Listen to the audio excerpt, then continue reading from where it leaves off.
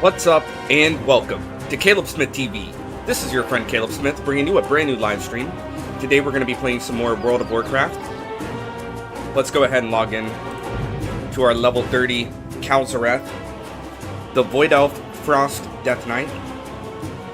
When we left off, we had just stumbled into the Ohn'ahran Plains. I believe that's how you pronounce it. The Ohn'ahran Plains, something like that. Let me double check the sound while we're loading up.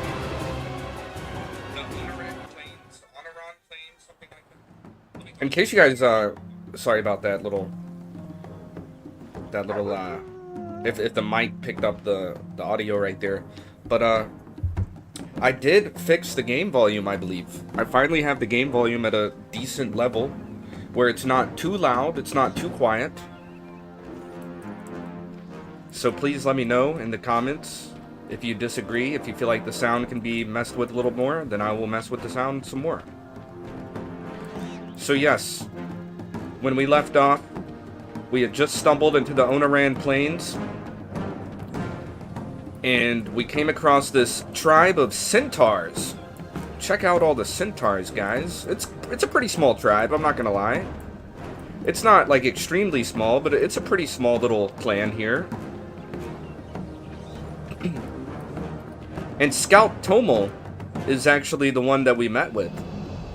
Scout Tomel kind of allowed us into the tribe as sort of like an ambassador of the Dragonflights, if I'm not mistaken. We're kind of like an ambassador of the Dragonflights because we're here on behalf of the dragons. And so even though we are a Void Elf and we are immortal, you know, a mortal, we are a mortal race, pretty much.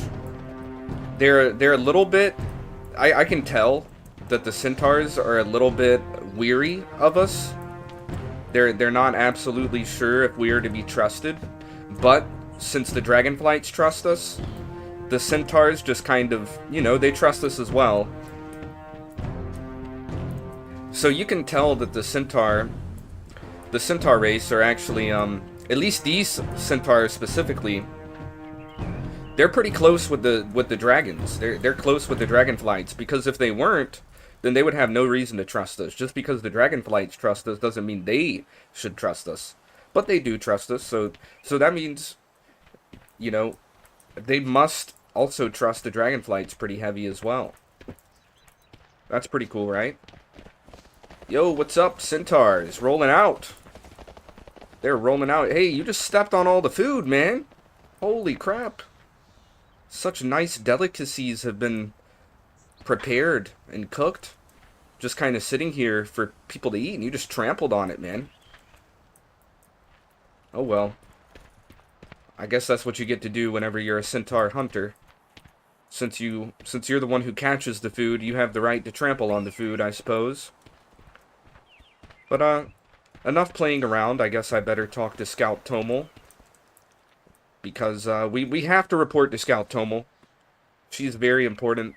Without her, I don't think that we would even really be allowed in this tribe right now, so let's go ahead and report to Tomel. What? Welcome at our fire. You outsiders seem to have a habit of meddling in the affairs of others. See, even, Scout Tomel is kind of talking to us, like, kind of talking down on us. Calling us an outsider and meddling with their affairs and everything. Like, you know, Scout Tomel's good, but you can tell even she kind of doesn't trust us completely. I am not your keeper. The Shikar. Sansak Khan is the most skilled hunter in our clan. Though she cannot hear, she proved her capabilities time and time again as both a hunter and a leader. She is a mentor to us all, a trusted leader, and a fierce defender of the Maruk. It is an honor for you to speak with her. Okay, cool. Go on then. I appreciate this honor. My Khan. This outsider arrived in search of the dragons. They hunted alongside us and earned a place at our fire. That's right. That's us. My thanks, Tomu. Come forward, outsider.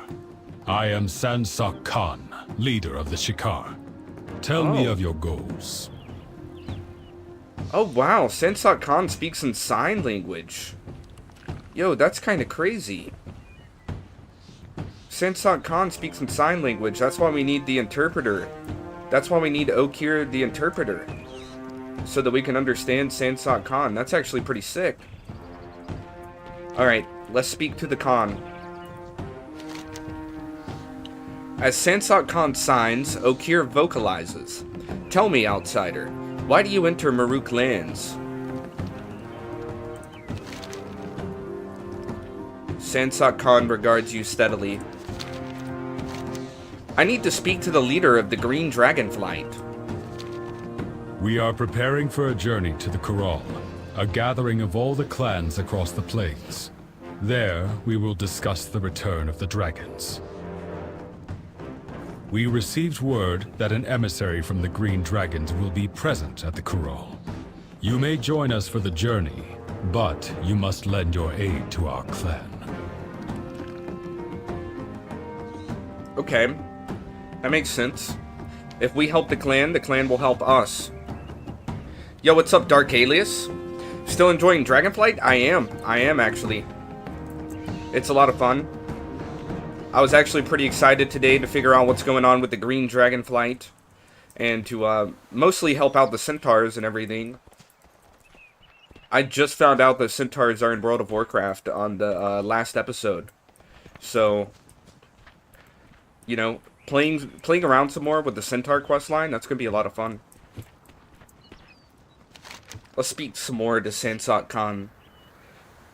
The Khan gives you a slight nod. Okay, cool. Making introductions. It has been countless generations since an outsider like you reached our lands. With Primalists treading on our lands and peddling forbidden magics, my people are understandably wary. If you were to travel with us, you must make yourself known. Introduce yourself to the members of my clan. Okay, that should be easy enough. Pretty basic quest. If you enjoy the solo content, you'll love Delves in the War Within. There were Centaurs in Vanilla too, but only in 1 or 2 of the zones. That's what I heard. I heard that Centaurs were basically in Classic. They've been in the game since Classic. And I was kind of surprised about that because, you know, guys, I'm still a noob to World of Warcraft. You're literally watching me on my World of Warcraft journey, learning more about the story, playing through the quest lines, diving into all of the different types of content that World of Warcraft has to offer. And so, because, like, you guys see me on my noob journey, I'm still a noob. And so, I didn't know about the Centaurs in Classic. I literally had no idea. It is really cool. It's pretty awesome. I'm enjoying it. I'm looking forward to the War Within as well. I really am. I'm looking forward to the War Within. I don't know exactly how long it's going to take me to get to the War Within, and also I know that we have the Midnight expansion coming soon as well. I'm very excited about the Midnight expansion because of the introduction of houses. I really hope that you don't need to have the expansion in order to have a house, but I'm willing to guess that if starting out with the Midnight expansion release, I'm willing to bet that in order to have your own house in World of Warcraft, you're going to also need the Midnight expansion. So that is a little bit of a shame. It's Brewfest at the moment. You'll need Midnight for a house. That's what I thought. I kind of figured. So I might just save up for Midnight expansion. I'm not going to lie.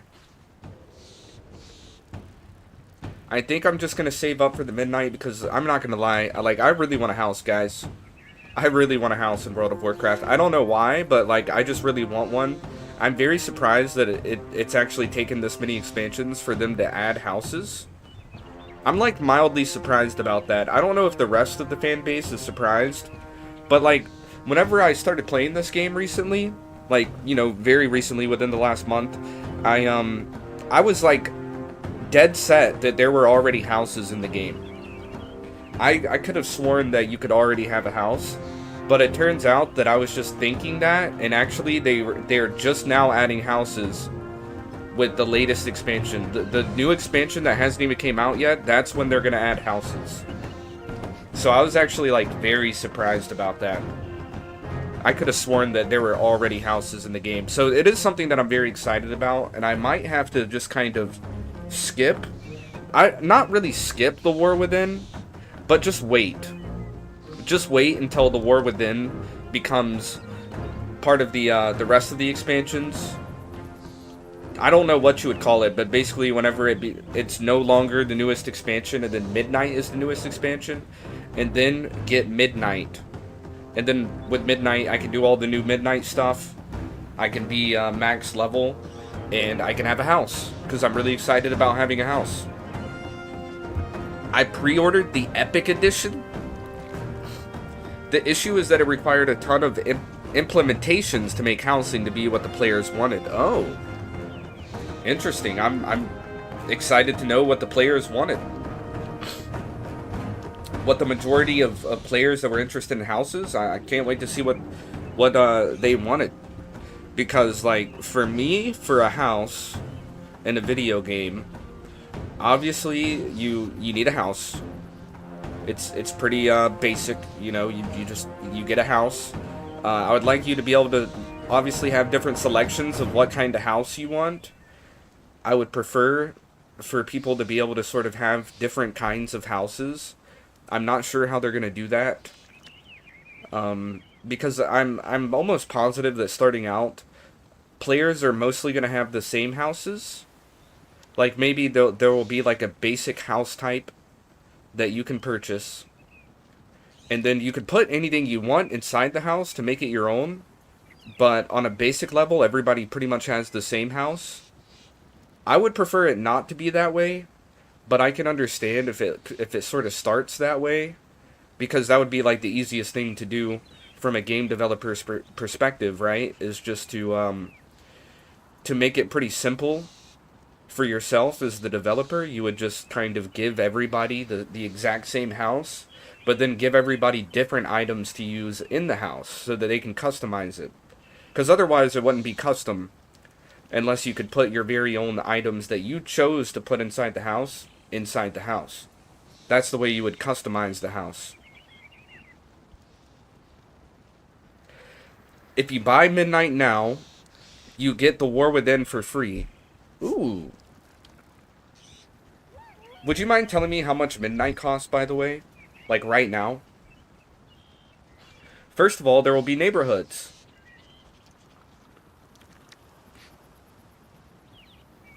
Neighborhoods. Public neighborhoods, which is 50 random people. Guild neighborhoods, which should allow for the whole guild, and private neighborhoods, which requires a baseline of players. That's kind of cool. Different neighborhoods. There will be 4 different outside themes. Orc, Blood Elf, Human, and I think Night Elf. Oh, wow. So there will be different, like, areas in which you can have a house. That's already a good start. 4 different baseline areas that you can select from. You're EU? I am not EU. I should be US. I am US.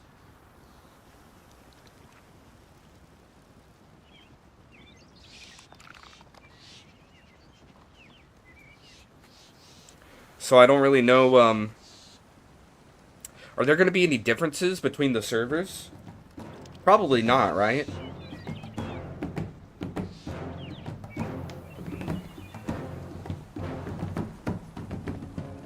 Midnight Base Edition is $50. Heroic is $70 and Epic is $90. Oh. So you went all out and got the Epic. That's pretty sick. That's pretty sick. What is included in the Epic Edition?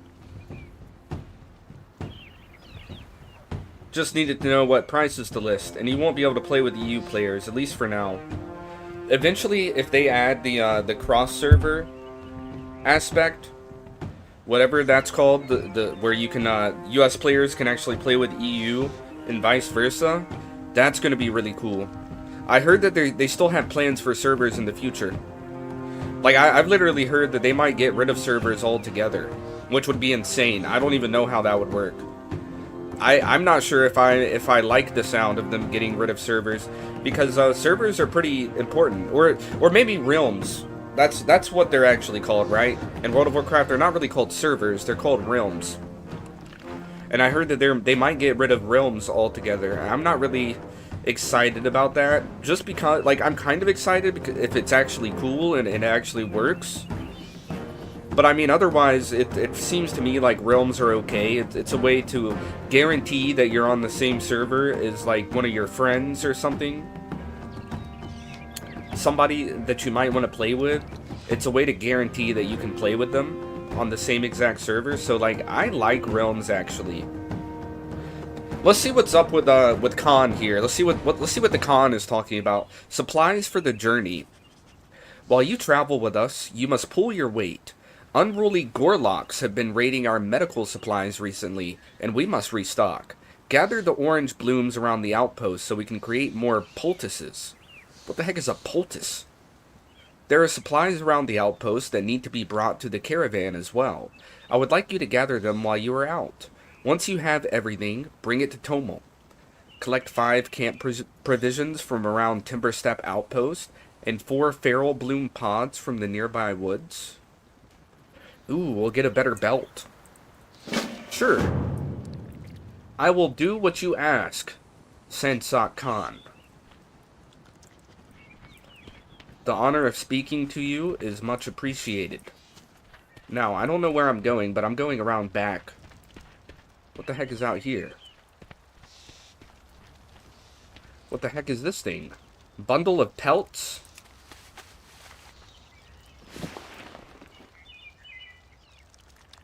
Hey, that was part of the camp provisions. That was a little quest item right there. Okay, that's cool. Guess it's a good time to hop on the horse. Now, we have a lot to do here. We have a lot to do. I will be the greatest hunter this clan has ever seen. You wish, Aru. Which one of us killed their proto-drake faster? Okay, a little friendly squabble between Aru and Bellica. Kind of trying to figure out which of them is the best hunter, is what it seems like to me. Hello! I got 3 mounts, 2 pets, 2 transmog sets, housing items, a level 80 boost, 30 days game time, and some other stuff. Wow. Wow, that is a lot of stuff. That's actually a lot of stuff. What's the new max level, by the way? What's the new max level gonna be? I heard it might be like 85. Likely regions will be loosened, meaning EU and NA might get to play together. That'll be really cool. That'll be really cool. You don't need to play on the same realm and server as your friends, as long as you're playing in the same region. The new max level is going to be 90? Holy crap, that's pretty high. That's pretty high. The highest level that I have is a level 70. Looks like I'm going to have some grinding to do whenever I'm finally on midnight.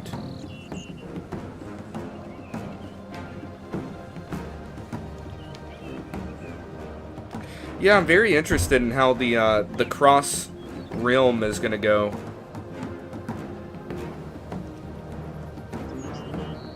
So, right now you have to be on the same realm to play with your friends, right? Right now you actually do have to be on the same realm. But you're saying they might get rid of that? Make it a little bit easier? That would be cool. Let's see what Aru has to say. Hunting is about precision. A clean kill leaves more usable material. It's not about how many creatures you can kill, but how many resources you can bring back to your clan. Yo, this guy's speaking facts. This guy's speaking facts from a hunter's perspective. I am Kalzareth. I will be joining your clan for the Corral. Heed your blind spots. Wow, I've never seen someone like you. How are your hunting skills? I bet we can they're out-hunt pretty you. alright. I will out-hunt both of you. Dang.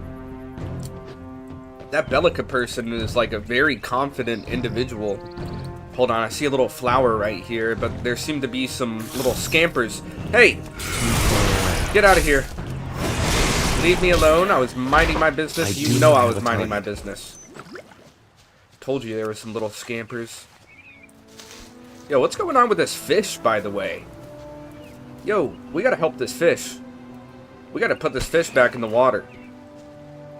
I got it. I got it. I'm gonna take... Whoa, where'd it go? Where did the fish just go? No! What? I just accidentally killed a frog? Oh, I picked up the fish. What in the world? I just picked up a fish. Wait, when did I get this new helmet? Okay, definitely equip that helmet. It's a pretty good helmet. When did I get a new Centaur cavalry saber? Alright, looks like I'm equipping a new saber. Ooh. Hold on, let me get a good look at that saber. Looking kind of clean with it. I know that you can't really... You can kind of see it, but I can't zoom in on it. My action bars are in the way. But check it out. Got us a new sword. Sucks that we have to get rid of our molten cudgel. But the sword is definitely better. Oh, we got some new band braces as well. Wow. Apparently we picked up a lot of gear on the last episode. Life gift ruby? A trinket. A trinket that I don't really think I was planning on using. You know what? I'll use it for a little bit. Yeah, I'll use it a little bit. Not too much. Hopefully we can find something better in the future.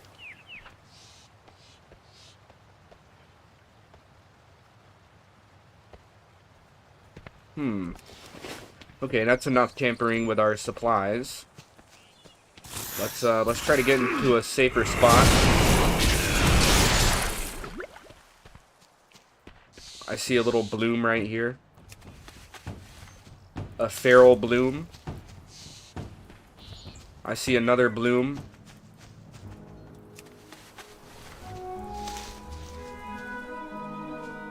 Okay, not bad. We should be pretty safe right here. The Centaurs will watch our back. There's plenty of wildlife over there.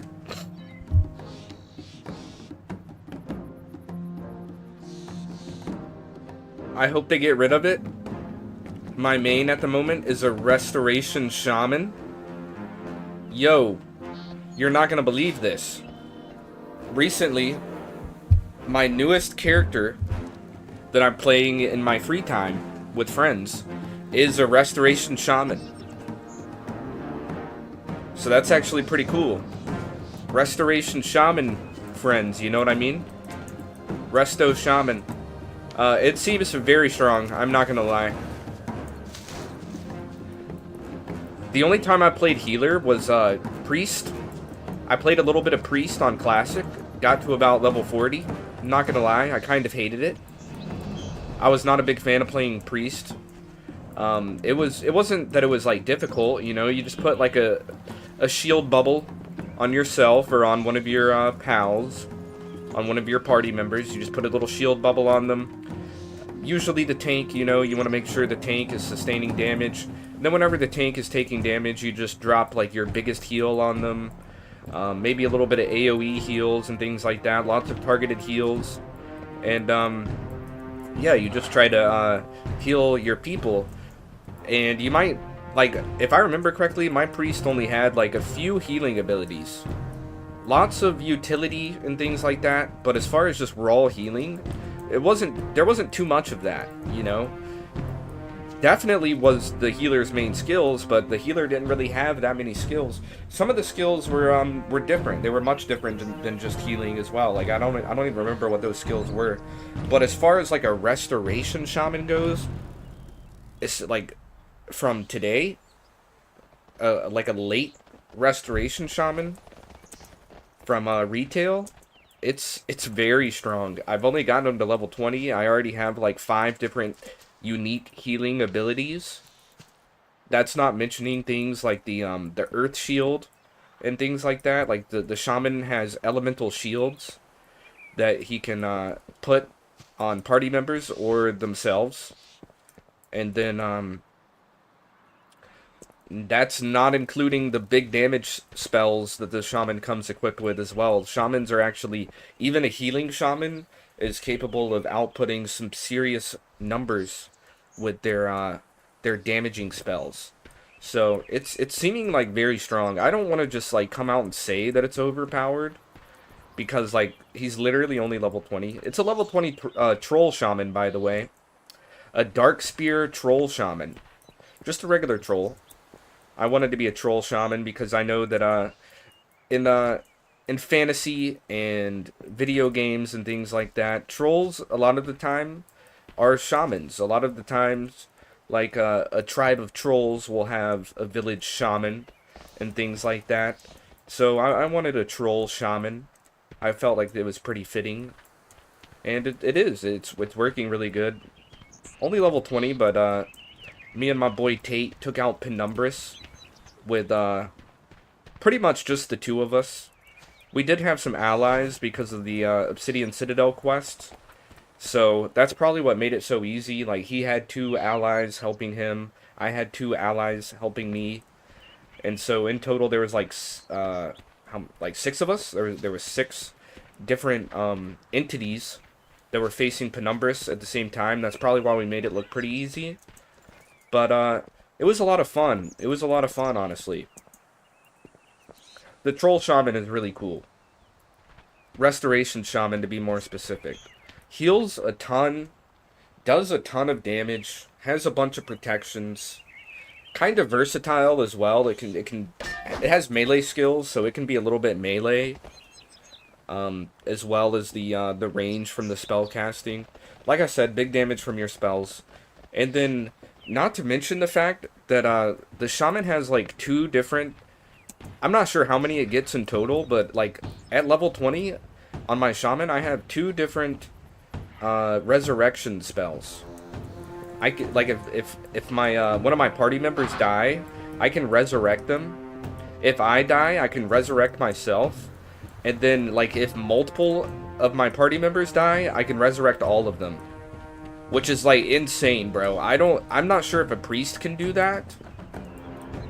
I'm not sure if a priest can do that, but it's, like, little things like that that were really making me think that a shaman is, like, kind of overpowered, almost. It's kind of overpowered, just from what I've seen.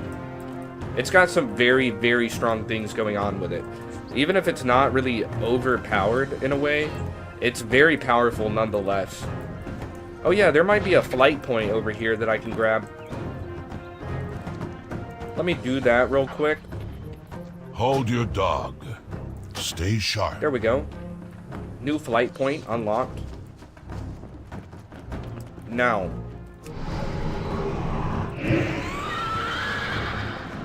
I am searching for these blooms. The feral blooms, to be more specific. Also, it looks like I need to talk to Ohn'ahran. Ohn'ahran. Who has the wind brought today? Ohn'ahran whispered of your arrival, traveler. Are you of Clan Shakar or Ohn'ahran? I was born of Clan Togus, a clan that once held major power in the plains. As a foal, I showed signs of a strong natural connection to Ohn'ahran. An honor as it was to be blessed by our Wind Mother, I left my clan behind to join Clan Ohn'ahran. With Clan Ohn'ahran, I found my new home. I trained to hone my connection to Ohn'ahran, rising through the ranks from Initiate to Wind Sage to my current rank, Own. We of Clan Ohn'ahran are spread throughout the plains, found doing everything from maintaining singing stones to advising Khans. I currently have the honor of advising Sansok Khan with the Wind Mother's words. One day I shall return to my clan, and another shall take my place. Go Wow. with Onara's blessing. That's kind of deep. That's May Ohn'ahran. Onara's breath lift your Ohn'ahran. spirit. Seems to be sort of like a seer of sorts. A seer, a Centaur seer.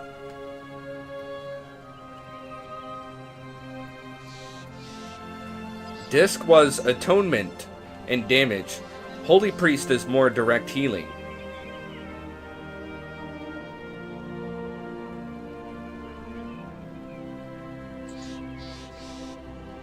Yes, I believe I was more of a Holy Priest whenever I shortly played Priest.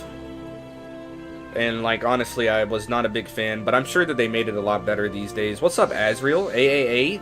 I was just talking about you not too long ago, bro. Literally telling the chat about how we destroyed Penumbris pretty easily between the two of us. All healers get a single target resurrection and an AoE resurrection. Oh, wow.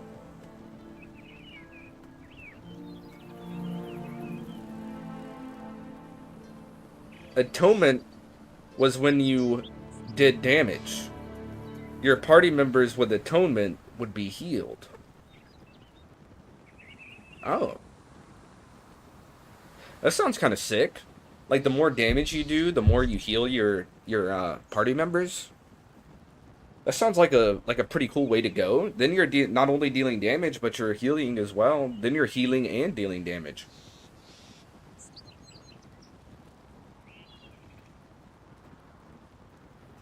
I mean, that sounds really good. You're basically filling 2 roles with one character. Anything that can fill 2 roles, more than 1 role, I mean, it's good in my book. It makes it a lot more versatile. By the way, Ohn'ahran, I am Kalzarath. I will be joining your clan for the Corral. Do your best. Do your The best. winds carried word of interesting times, but the arrival of your people has caused more of a stir than I expected. I look forward to learning more of your ways as we travel. So where are you going? I guess you're heading to the Corral? What the heck is a Corral, by the way? It kind of sounds like a giant feast. Where the heck are you going, Ohn'ahran? Okay, she's gone. Interesting. Guys, I really feel like female centaurs are, like, very powerful. I feel like centaurs might be, like, a female-dominant race. Just to be honest. Like, call me crazy, but, like, the literal leader of the centaurs is female.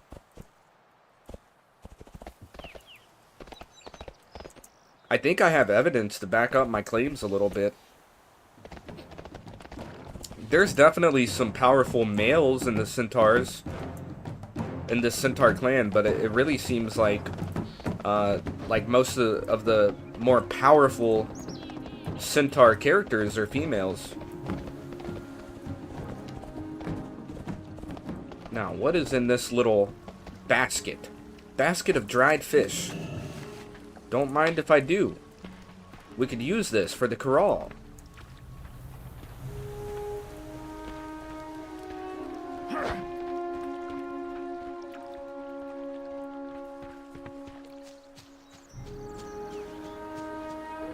What in the world is going on up here? There's a bunch of beasts. Some pack muskins. Domesticated argali. There's like a small little farm going on over here. Beastmaster Nikut? Are you The good? stable master? I tend to our beasts of burden. Well, I am Kalzarath. Will you be joining the caravan to the corral? No. I'm afraid my hooves no longer take me to Marukai. But my beasts of burden are vital to the caravan. I shall ready my muskin to pull the wagons. Very cool. You are an important figure here in the Centaur clan, which I respect. Very cool. Now, where the heck am I supposed to go? I'm pretty lost.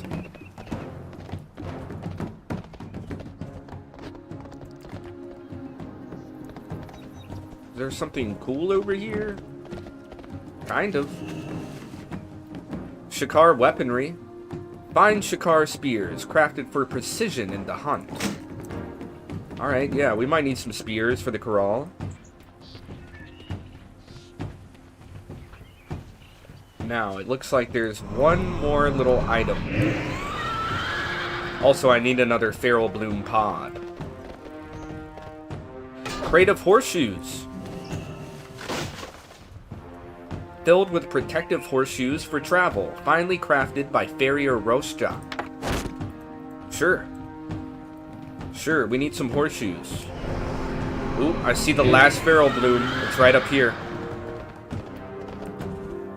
Good thing I saw that. I was about to go off in the woods looking for one. There we go. Okay. Now, we have both of those side quests complete. Well, I guess they're actually not side quests at all. They're actually campaign quests. Should we pick up some side quests? I think we should. I think we'll pick up some side quests here in a second. What is up, Jelly Brick? Welcome to the stream. Hope that you're having an excellent day. My profile pic is what an AI thinks my original character, Whispering Wrath, looks like. Oh. Yo, that's pretty sick. Got the hood on. Got a little bit of like a green light glowing from a mask-like face. That's pretty cool. The Whispering Wrath. Let's check out Apprentice Airy. Welcome. I Hello, have Airy. a story for you. Oh, you have a story for me. Cool.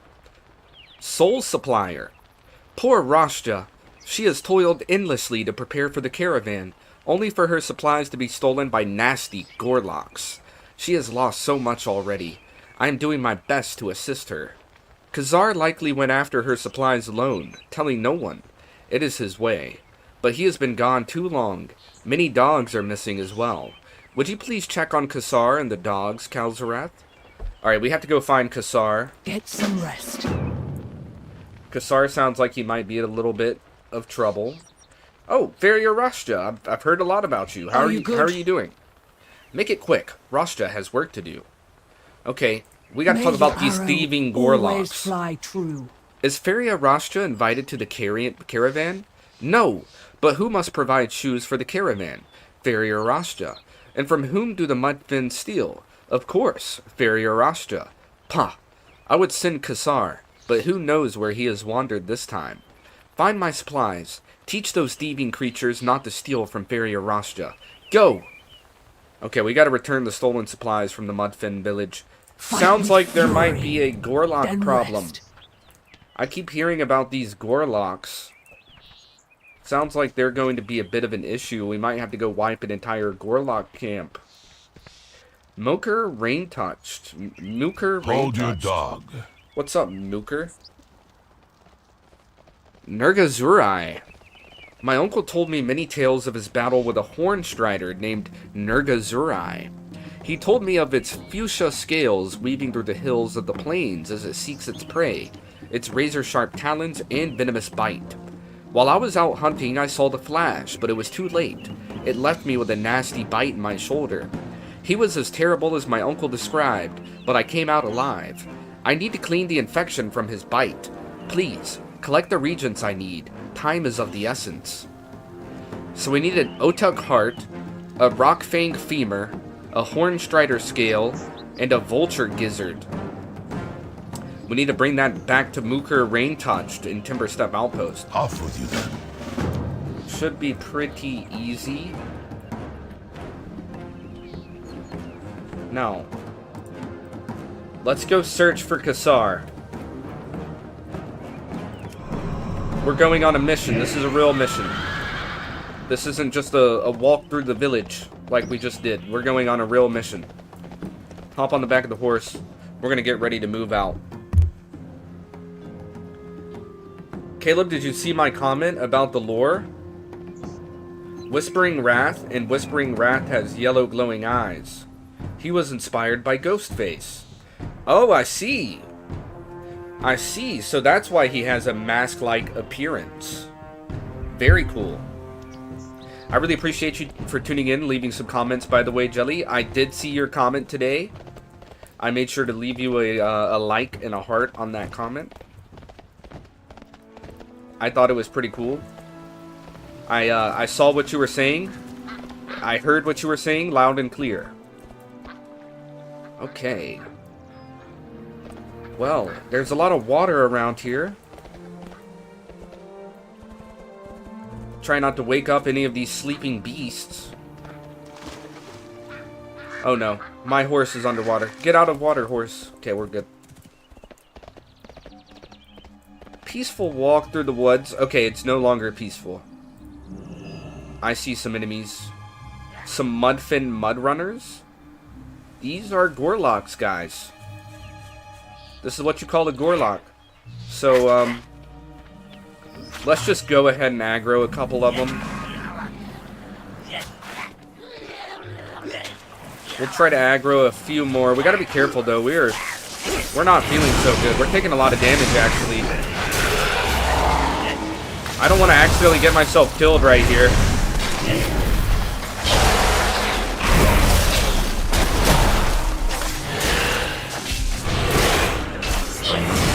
Okay, we barely managed to make that one. I had to pop my death pact. That was very scary. Probably because I was dragging two of those Gorlocks for like a very long while.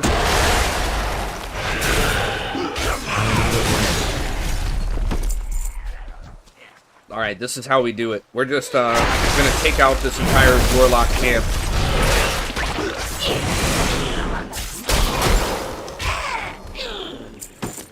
Big damage. I like how much damage we're dealing. He really doesn't wear a mask because I didn't want to be copyright struck. It's kind of like a mask. It's like what's his name? Whispering Rat. It's like he has his very own mask. It's a different kind of mask. Okay, dealing with some problems.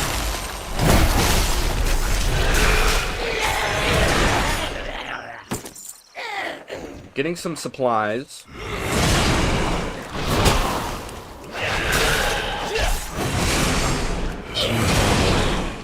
How's the sound, by the way, guys? Do I have it up too loud this time? Or is it, like, just right? Please let me know. I'm always kind of trying to figure out what's the best volume to have.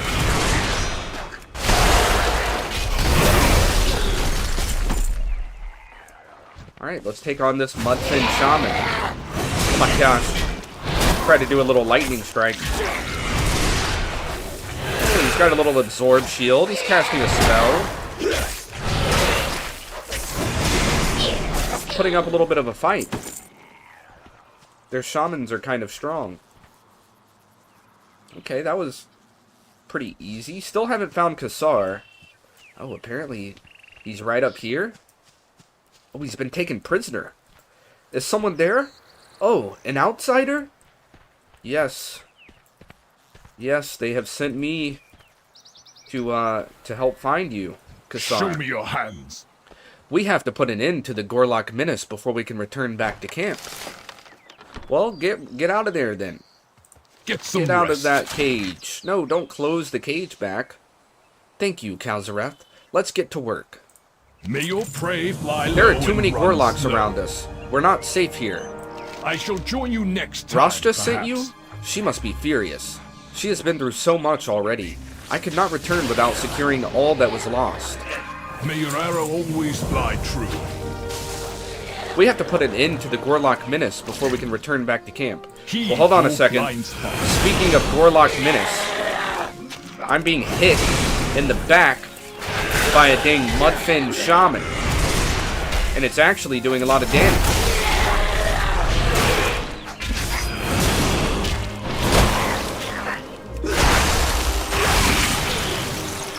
Okay. How is your hunting? May your arrow always fly true. The Oracle. Of all the madness in this Gorlock village, I have discovered none so troubling as the Gorlock Shamans. They are particularly vicious and play recklessly with storm magic with no regard for the consequences. This must be put to an end. Slay them, and bring me their totems. Our mystic will be interested in them. Okay, cool. Fight with so he noticed it as well. The then Gorlock rest. Shamans seem to be like the strongest of the Gorlock ranks. Now my profile pic is what an AI thinks my original character Archangel Arya looks like, aka Void Shadow's canonical mother. My profile pic is what an AI thinks Archangel Arya looks like. Arya is a warrior archangel. Ooh. Yo, that's kind of sick. I see it. Yo, Jelly. That is fire. Archangel Arya. She's kind of a baddie, bro. I can barely see her. She's really small, but from what I can tell, she's kind of a baddie. Alright, release the hounds. May your prey fly low and run slow. I have heard the familiar howls and barks of Bakar that are missing from camp. Our beloved dogs are trapped in cages, waiting to be ripped apart by those things. We have a duty to our companions. Free them and witness the true might of a Shakar Bakar. Free the Shakar Bakar. We'll get a bag of biscuits. What the heck do these biscuits do? They're a trinket. Oh, they're a trinket that increase our strength. Gives a Bakar biscuit, granting you 89 mastery? Holy crap. Why does that actually sound like a pretty good trinket? I shall join A you Centaur's next time, best perhaps. friend. It isn't safe for us to remain in the open, Kalzarath. The Gorloks forced my hunting companion, Baba, into a cave to the east. Set me free. Then we shall rescue Baba. I will meet you in the cave when the path is clear. Alright, it's time. May Let's your free prey Basar. fly low and run slow. Or, Kassar, I mean. Let's free Kassar. There you go, Kassar. I have freed you. It's time to go rescue Baba. But before we do that, don't we have some other stuff we need to do? What is this? Mature Tirada. Tirada leaves? Okay, that didn't really do anything for me.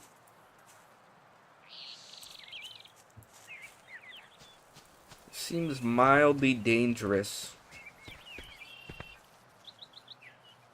Oh, there's a dog right here. A little dead dog. No! Batu. Don't worry, I got your collar, Batu. You will be remembered.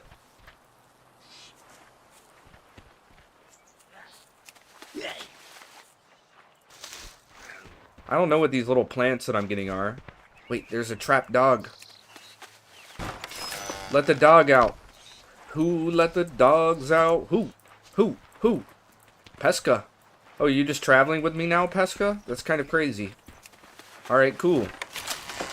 Who let the dogs out? Seg. Now I have Seg traveling with me. 2 dogs just kind of traveling with me. Cannot complain. Hey, Mudrunner. Get out of here. Oh my goodness, the dogs are actually helping me. Why are the dogs helping me? They seem very strong. Wait, I see a dead dog over here. Sarnai. No. What did they do to you, Sarnai?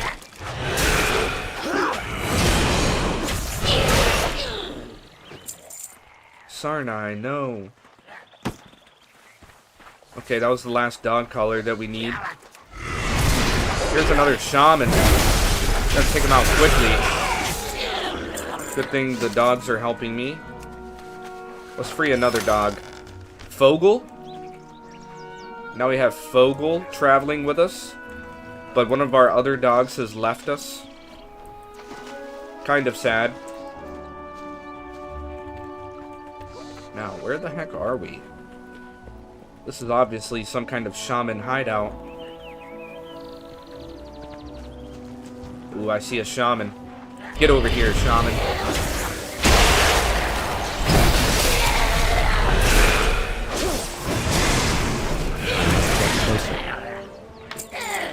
Took out that shaman relatively quickly. There's a few more shamans that we can take on.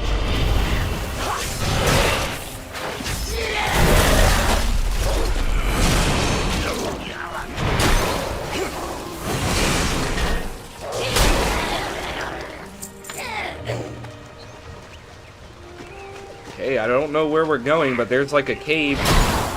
It's sort of like a waterfall cave right here.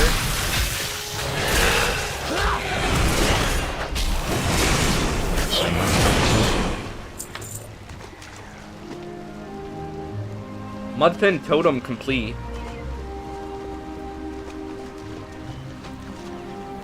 Still looking for the Bakar, aka the dogs.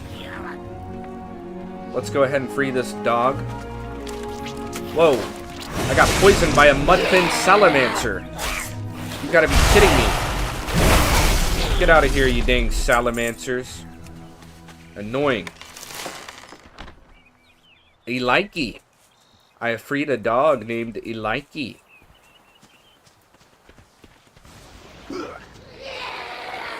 Looks like there's one more dog all the way across this river. We have angered a shaman.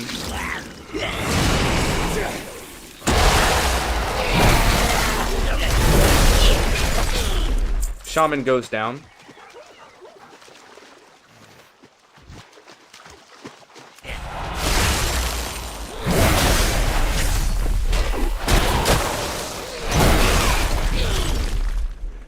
Very nice. Let's free this last dog. Zephyr. Zephyr the dog. Hey, Mudrunner. Quit doing what you're doing to that dog. Don't you have respect for the dead? You stop that. Okay. We've actually been completing a lot of quests, it looks like. Let's see, we need to try to go free Baba. Where is Baba? Is he in that cave that we were just at? We were just pretty much at a cave. I have a feeling that was actually an important cave. Or is this a different cave? This actually looks like a different cave. It's also a waterfall cave.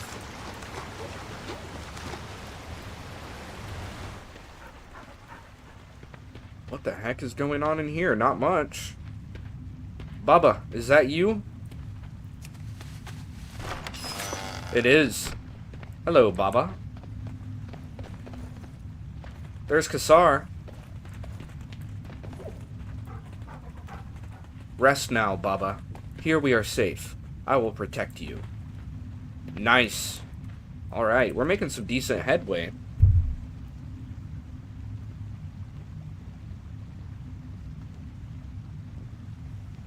Arya is canonically married. Well, divorced, because Lord Archon broke Arya's trust. Oh. Change back to Whispering Rats so I can show my friends.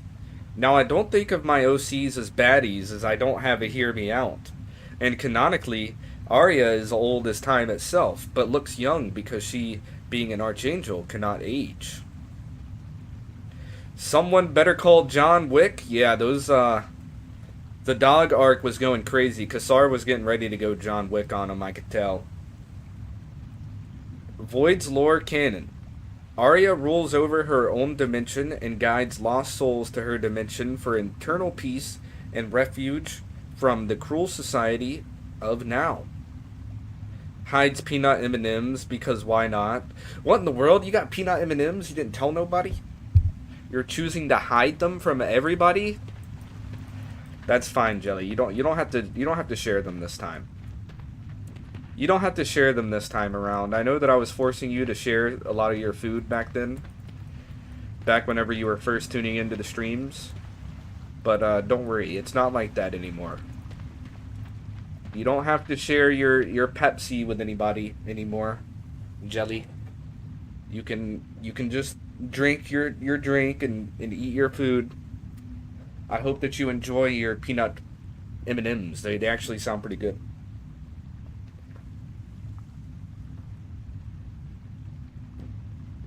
Personally, oh yeah, by the way, make sure to drink some water. Don't be afraid to drink some water. It's still early enough in the day to get hydrated. So go ahead and get yourself some water. Personally, I'm sipping on some brewed coffee, you know, right out of the coffee pot. I actually have found out that I'm a big fan of coffee from a coffee pot. I don't really like the coffees that you can get from like the gas station, like coffee in a can, like Monster or Starbucks. I'm not a big fan of like, I guess you could say like the white girl kind of coffees, like Dunkin' Donuts and once again Starbucks and things like that. Just because, first of all, it feels like it's more expensive, but the coffee is not as strong. Like whenever you brew coffee in a coffee pot, it's just much different than like a convenience kind of a coffee. Like if you go to Dunkin' Donuts to get like a convenient coffee, costs like, you know, somewhere around the realm of $4 to $5 to get you an iced coffee. And then that coffee was most likely brewed in like a big thing. Like there's a difference. Like whenever you get hot coffee, it's usually brewed in a coffee pot like normal. But whenever you get iced coffee, I'm not sure how exactly they make that coffee, but it's like obviously different. They load it up with like a bunch of sugar and just it goes a little bit too crazy, and it's not even that strong. Just like a personal, like what I'm saying right now is my own personal opinion. I'm not saying that like you should go to Dunkin' Donuts. I'm not saying that you should not go to Dunkin' Donuts. I'm just saying, like, personally, if it was up to me, I'd rather like literally go to like Waffle House or something like that, or just like brew my own coffee and just have the brewed coffee instead of like however they brew the iced coffee.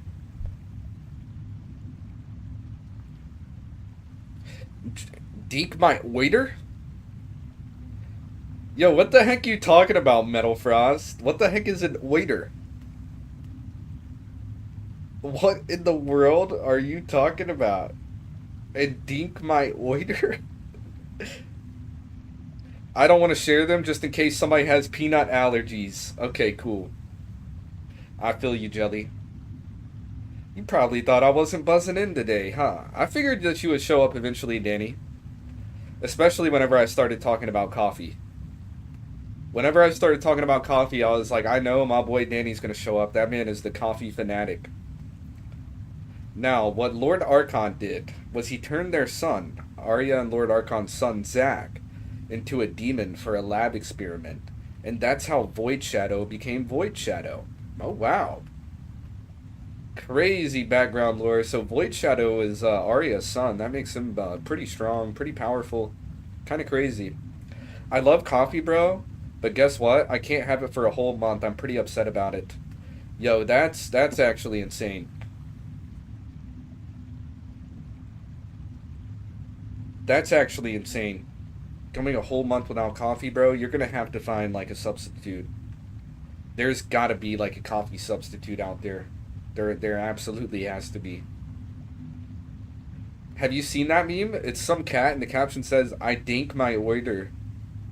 No, I have not seen that meme, bro. I have not seen that meme, but it sounds funny. Like, what does that even mean? What is a dink my order? It's not a cat, it's a ferret. Oh. I dink my order, ferret. I also pray to God there's something out there for you, Diddy. Something that can replace the want of coffee. Something like coffee, but is not coffee that you can have, because that sucks, bro.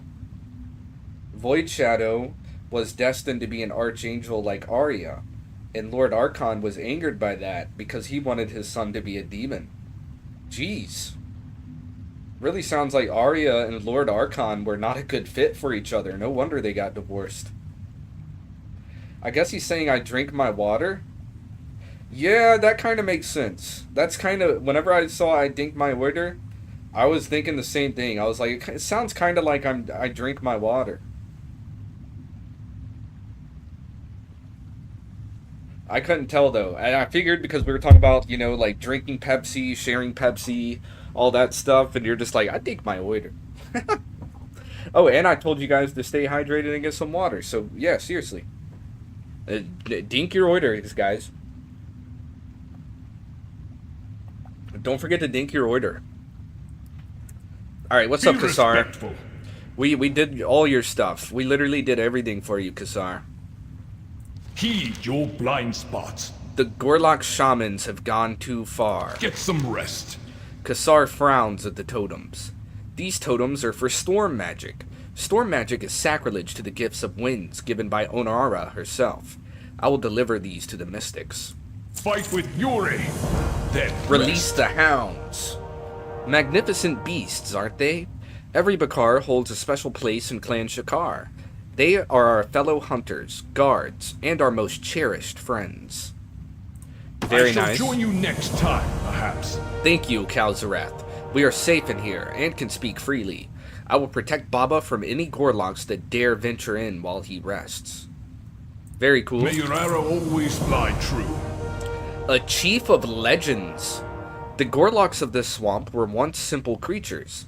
Pests, perhaps, but never raiders, thieves, or dog-eaters. It is their chief, Gurglemesh. Holy crap, that's a crazy name. Chief Gurglemesh, who has led them away from their nature. Put an end to him, and the Gorlocks will threaten us no more. We must kill Chief Gurglemesh, the mightiest of Gorlocks. Gurglemesh has nothing more to conquer but his own despair. Wow. Get some rest. Wow, it's time to go take on the Gorlock Chief. Chief Gurglemesh. We've already cleared out almost this entire camp. I mean, the camp did pretty much respawn. But we pretty much took out the entire camp by ourselves, so I'm sure that he's kind of unhappy. Seriously, is the sound okay, guys? Is it a little bit too loud now? Is the game volume a little bit too loud? Because I wanted to make sure that the volume was loud enough that you guys could hear, like, everything. But obviously, I don't want it to be louder than me. Oh my gosh, there is Chief Gurglemesh. He ran directly towards us, didn't give us any time to think about what we have going on. I'm dealing as much AoE damage as I can. I had to pop Death Pact. My goodness. My goodness, I need help. Our Death Knight luck came in, sent us back to full health. Thank goodness that we are a Death Knight. Alright, for anybody who really is involved with this game and knows what's going on, can you please explain to me why sometimes as a Void Elf Frost Death Knight, I will be just about to die. I'll literally be on like 25% HP, and I'm taking like heavy damage, and I'm about to die, but all of a sudden my health goes straight up to full. Because it's not an ability that I'm using. It's really not.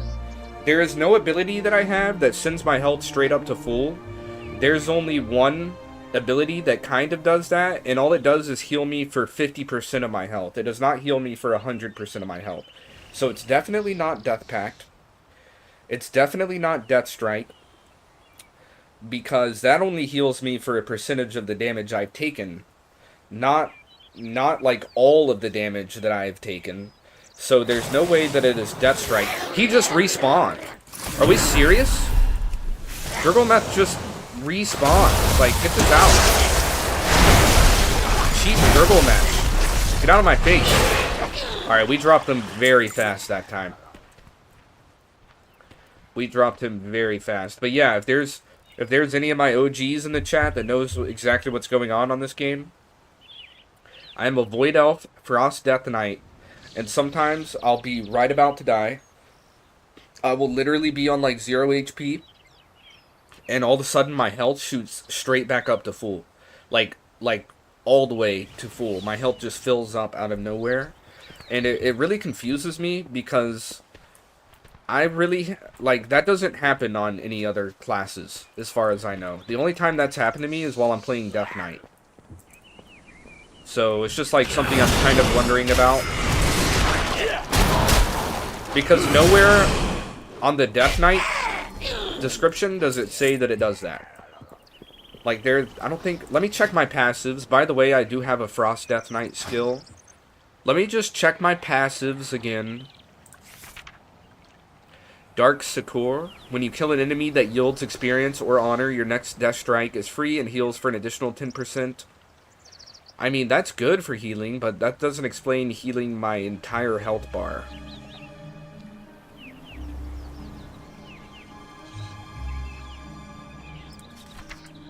Nope, that's it.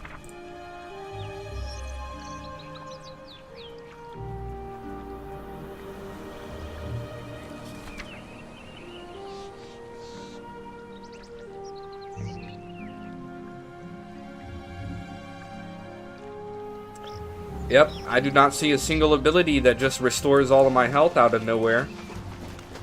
That's why I'm saying, guys, like, I'm very confused. I don't know why that keeps happening. I'm cool with it. I'm cool with it. We probably would have died right there without that happening. But, like, I still don't know why it's happening. I would like to know, like, what is causing me to just kind of avoid death. Apparently, I need to stay away from anything that has caffeine. Oh my goodness, Danny. I feel for you, bro. Let's just say it's not going to be that hard, right? Let's just say caffeine is like a good and useful tool for life, but it is not required for life.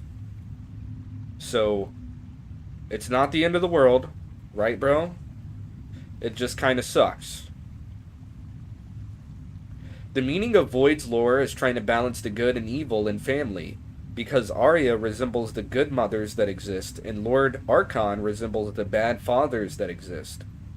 Now, Void Shadow is a 7-foot-tall, chained and shackled, demonic, symbiotic, shadowy entity with chains, sinister grin, red glowing eyes, torn cape, hood. He has 2 kids and a wife, and he's Overlord. Whoa!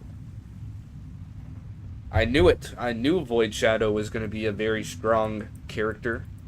There's no way that your mother is Archangel Arya and your father is Lord Archon and you don't come out being insanely strong. A chief of legends. With their chieftain slain, the Gorloks will no longer bother us. I am astounded by how strong they became under Chief Gurglemesh. I have never seen such primitive creatures rise up against a mighty civilization like ours before. Are we not so different? So much further evolved? I suppose not. May your prey fly low and run slow. Heed your blind spots. Medallion of a fallen friend. This medallion is all that remains of a dear friend of mine who ventured too far into the swamp this past season. I thought it lost to the elements. I cut this leather from her first mammoth hunt. We were children then. Oh, wow. I shall join you next time. That's kind of crazy. We have 2 more quests that we can accept right here. May your arrow always fly true. The Soul Mender. When we join Ohn'ahran in the wind, we leave these medallions behind. Although I helped craft this medallion, I am not its rightful owner. It should be returned to Rastia. It is the last memory of her betrothed. Take it to her, so she may mourn and be at peace. Alright. I will do that. May your prey fly low and run slow. Return to Rastia. Baba is rested, and Rastia's supplies are recovered. We can return without upsetting her further. Take some boxes when you go. I will send warriors for the rest. Alright, looks like we're going back to Rastia. Get some rest. Is there anything important over here? What's in here? Oh, it's some supplies. So it is kind of important.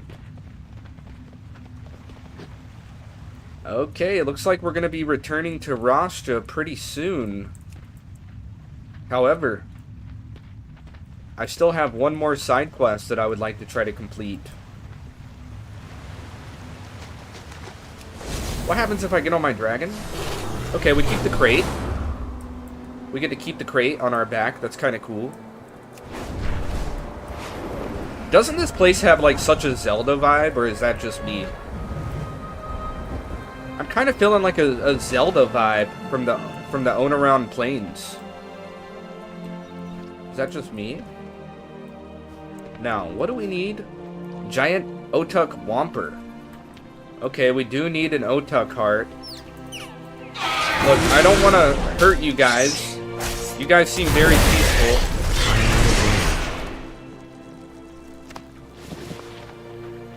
But I kind of have to.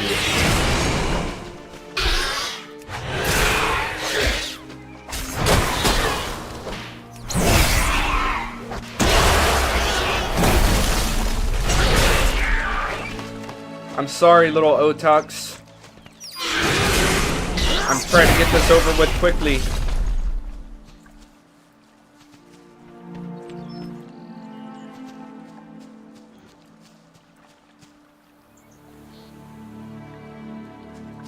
I don't really need to mess with the river backs.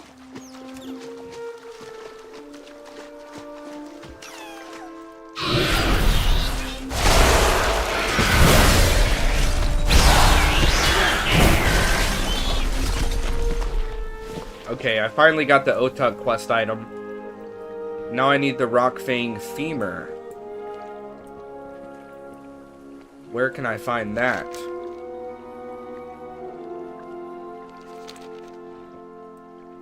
Over here?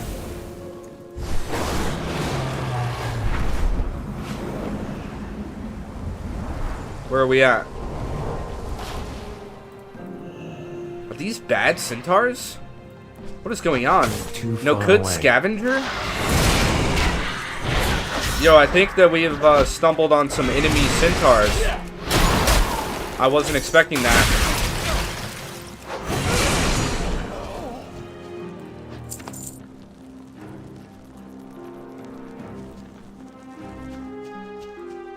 We have stumbled on an enemy camp of centaurs.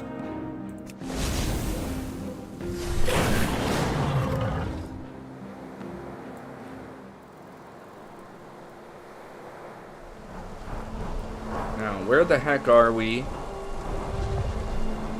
What are we supposed to be doing?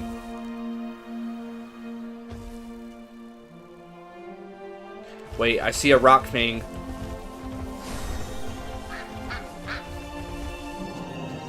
Let's go fight this Rockfang. Oh, he's kind of like a wolf. Kind of like a cat, actually.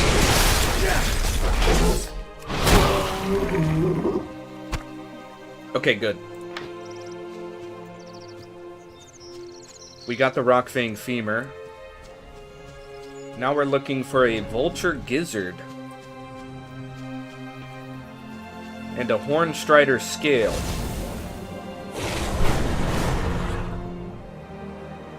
Found some Hornstriders. I must get closer.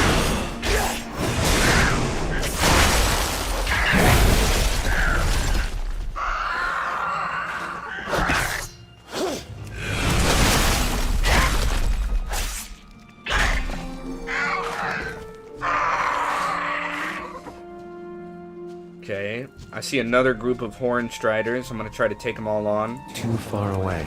Boom. Boom.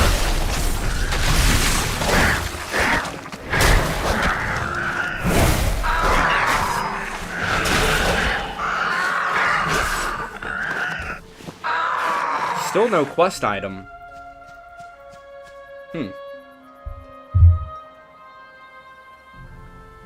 That's the thing with Void Shadow. He's an immortal. He has the ability to bend, warp, rip, tear, and toy with reality, space, and time with ease. He can destroy anything. He's a protagonist. Wow. It sounds like he has, like, villain superpowers. But, he's actually a protagonist. Which is good. He's a good guy. It's a good thing that those villains don't have the superpowers like that. And that the good guy does. It would really suck otherwise.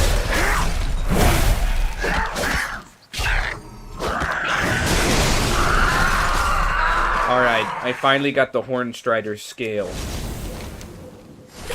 Now.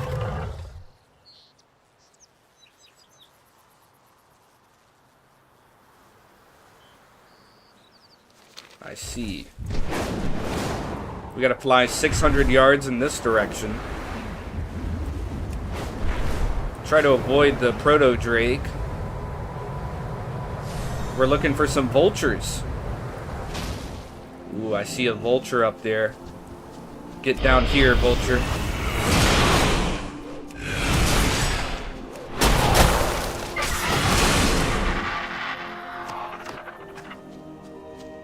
No vulture gizzard.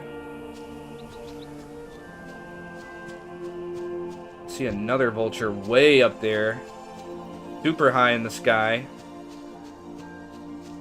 Kind of a problem. Very hard to reach. These things are like actually hard to reach.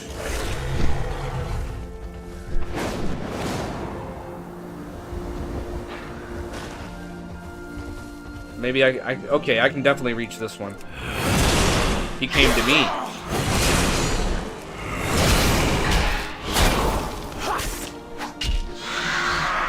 Uh-oh. Alright, we got the vulture gizzard. Looks like we pissed off some horn striders.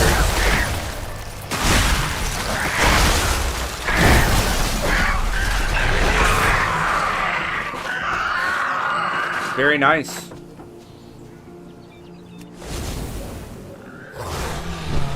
We officially got all of those quests complete. By the way, are you guys excited for the next racing episode? We're going to be doing some more Dragonback racing at some point.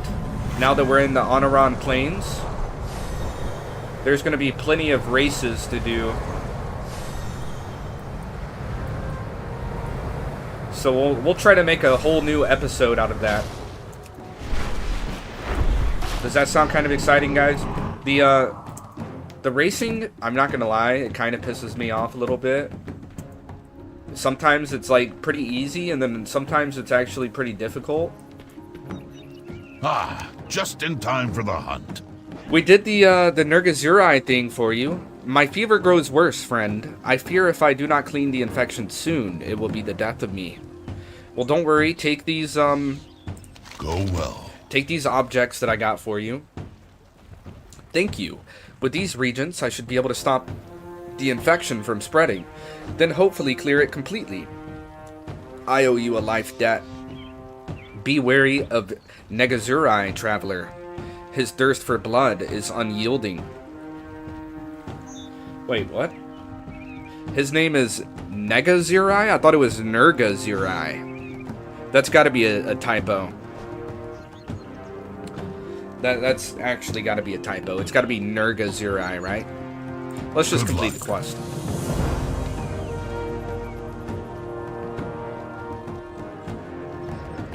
Wait, so what's up with it? We didn't even actually fight Nergazurai, did we? I thought Nergazurai was going to be like some kind of beast that we have to fight. I guess I was wrong. I must not have been I must not have been reading that quest close enough. I really appreciate you guys for tuning in. I hope that you guys are enjoying your stay here at Caleb Smith TV so far. If you're new to the channel, you can help me out a lot by dropping a subscribe. That would mean a lot to me. Void Shadow is not really a good guy. He's an anti-hero protagonist. Caleb, what do you think of Archangel Aria? She's pretty cool. She's pretty cool. She sounds like a very powerful entity to rule over her dimension. Because, like you said, she sort of rules over her dimension.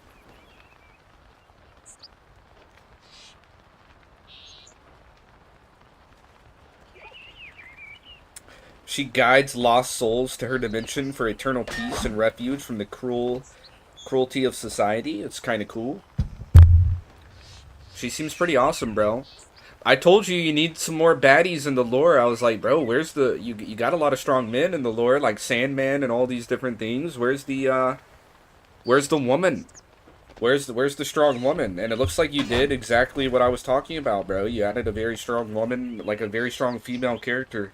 So, like, thank you, bro. I appreciate that. I think that's pretty cool. Fly low and run slow. I think that's actually pretty cool, Jelly. The Soul Mender. Is this? Ah, it is. My beloved is in the sky, then running with Ohn'ahran. I will join her in time. Thank you, Kal'Zareth. I will remember what you have done for Clan Shakar, and for me. No problem.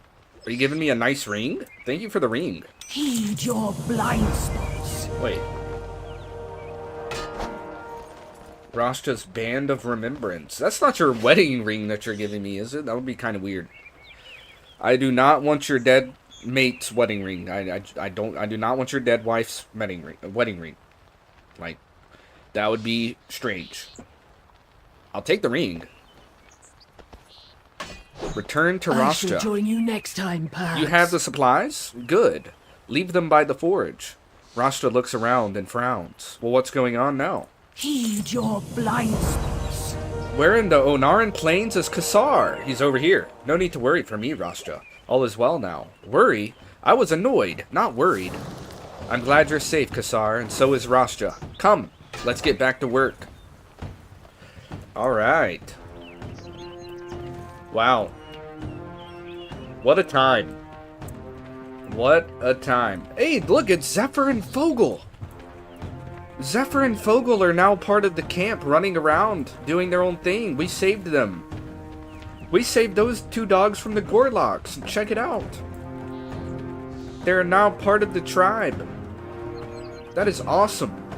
I was not expecting to actually see Zephyr and Fogel just running around. I wonder if the rest of the dogs are around here too.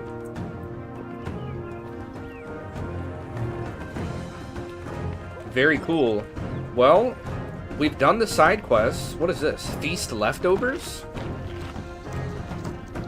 Oh, is this where we can come and chow down, get our health back up? Check it out, guys. I'm just kind of taking a break and eating some food. Very cool.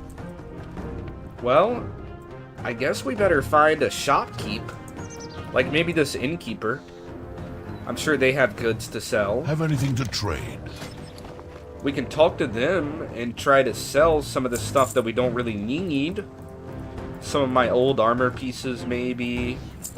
Some of these materials that we don't really need.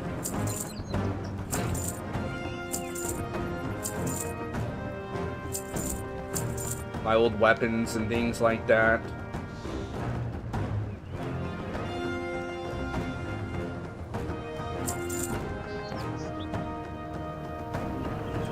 Alright, let's see what we can equip.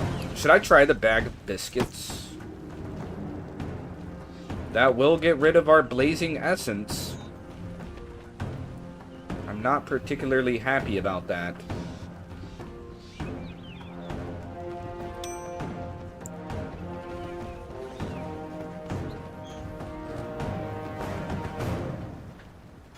Now, how do I use my trinket?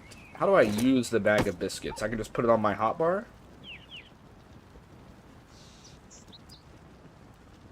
That's what it seems like to me. I can just kind of throw the bag of biscuits onto my hotbar.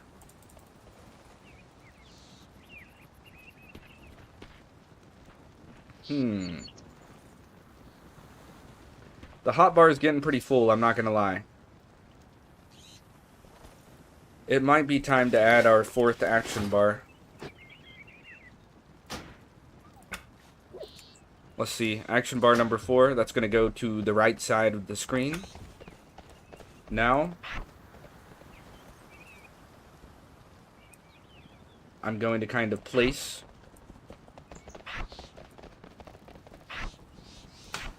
these things in action bar 4. Something like that. Now I have a free action bar right here. Should help a lot.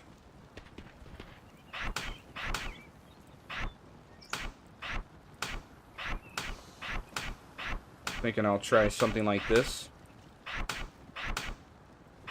Or no. Move all these back.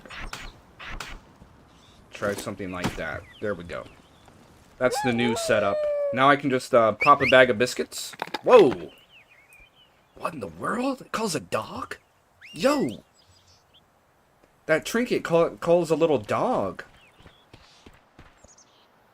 That trinket calls a little dog. We eat a little bag of biscuits with a dog, and then now our... Let's look at what specifically happens. Our mastery gets raised by 89 for 15 seconds. 89 is actually a lot of mastery to be getting all at once. So the fact that it only lasts 15 seconds is not that bad. It's actually pretty good. Kind of want to place those two. It's a little better. Don't forget about our spatial rift. You can throw it over there, recast it to teleport. We can do little stuff like that. It does have a long cooldown. It's got a 3-minute cooldown. But it's just an interesting little ability that comes with being a Void Elf.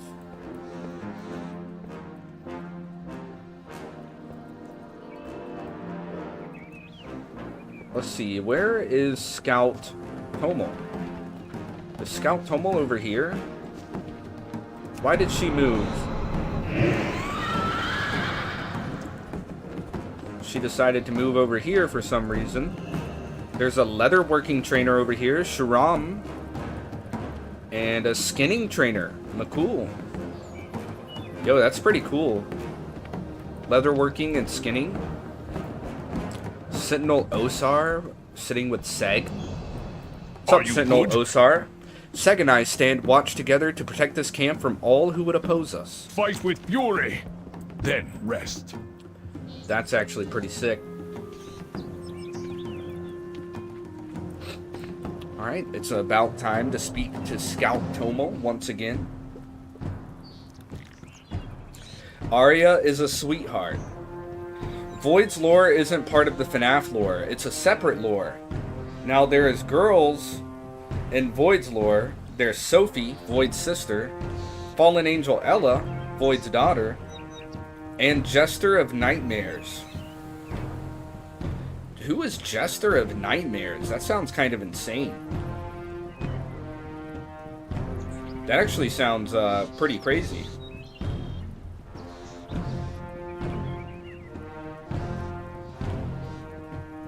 Let's see, how long have I been streaming for? Because I know it has not been that long. Hour and a half? Alright guys, we're going to take a quick intermission real quick. So that I can go use the bathroom. And hopefully it will not be very long. It shouldn't be any longer than like 5 minutes, so stick with me guys. Quick intermission here. I would love for you guys to stay tuned through the intermission so that whenever we get back we can just pick right up. And keep this train rolling. We're going to speak to Scout Tomo. We're going to turn in these quests. And we're going to see what Scout Tomo will have us do next. So stay tuned, guys. I will be right back.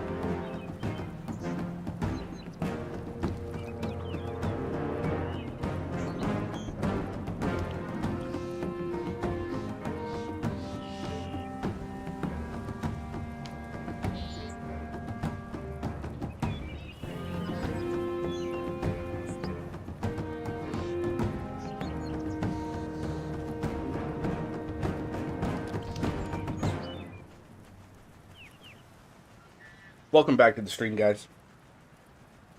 Please make sure that you guys are staying hydrated today. I know that that's kind of an easy thing to forget. It's not really easy for me. Like, I always have the cup of water with me just because, you know, like, whenever I get a little thirsty, I want to make sure I can take care of that right away. Best way to do that is just to have some water. I recommend you guys to do the same. It does not hurt. Definitely does not hurt. And I appreciate you guys for staying tuned during the intermission.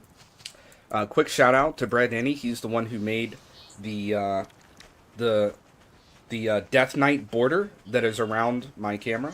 He's the one who made the camera border. He's the one who made the stream starting soon screen. He made the be right back screen that you guys just saw during the intermission. And he made the ending soon screen as well that you will see at the end of the stream. So shout out to Brad Denny. If you guys wouldn't mind giving him a follow and a subscribe, you can find him on YouTube and all of the above. All the different social medias and everything like that. If you're curious as to how to spell his name, you can find it in the description below, in the YouTube description. Jester of Nightmares is a female jester who manipulates her enemies' nightmares. She's sort of like Freddy Krueger. Ooh. Like a female Freddy Krueger that I'm guessing looks like a jester because she's called the Jester of Nightmares. I'm guessing that she's got a jester sort of a look to her. A Harlequin aspect, if you will, which is very cool. Very cool. We like jesters over here at Caleb Smith TV. Jesters are really cool.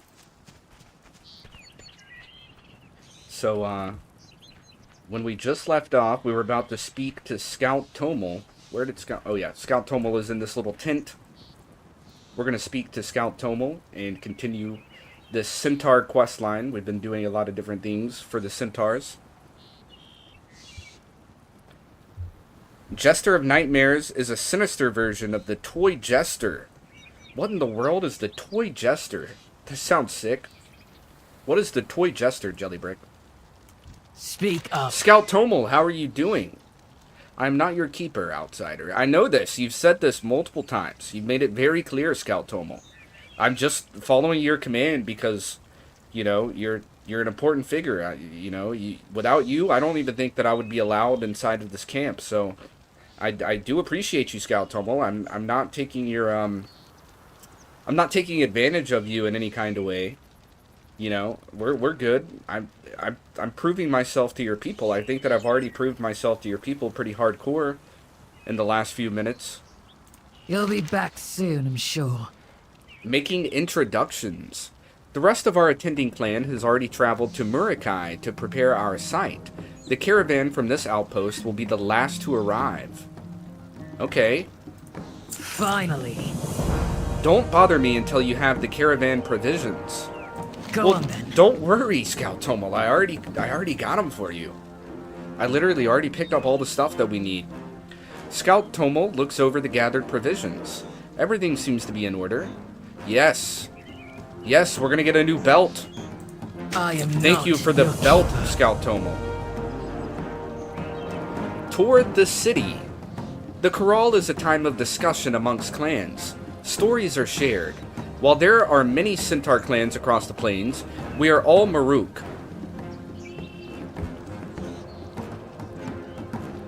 Excuse me, guys, sorry. The caravan is ready to go. As Murikai is some distance away, we will make stops. When you are ready to leave, find me at the caravan. Don't keep us waiting. So we have to travel alongside the Shikar caravan to wander a step. It sounds like we're going to have to sort of help defend the caravan. Kind of escort the caravan. Finally. The caravan will be waiting at the gates. Do not hold us up. You got it, Tomel. No problem. Hold on, there's a meat vendor over here. Let's see what kind of meats we can buy from Ugaral the Butcher. Now, up to this point, we have not been able to buy any food. Hold on, there's a bunch of flies all over this. I'm not sure if I want any of this meat. Look at all the flies. Ew, bro. Get that, bro. Yo, meat vendor. Shouldn't you sort of tend to the meat? This isn't good, bro. There's flies all over that joint. Anyways, let's see what we can purchase. Tell me of your first hunt. Absolutely nothing except for some discounted meat. Freeze or used by yesterday. Ugh. And then the rest of this stuff, like, it looks like the good meats, you have to be level 65 in order to purchase, or at least level 60. We are only level 32. And I do not want any of that discounted meat. That sounds horrible. Return swiftly. I do want to equip this new belt, though.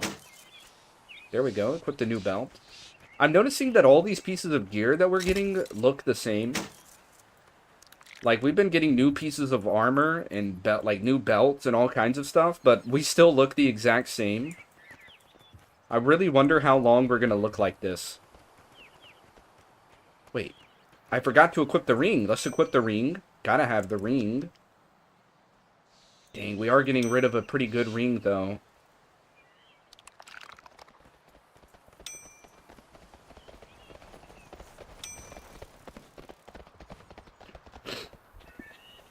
I don't really know which ring we should get rid of.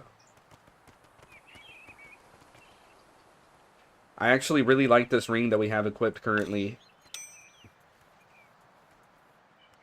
Also, we have this Life Gift Ruby, which I'm not 100% sure about.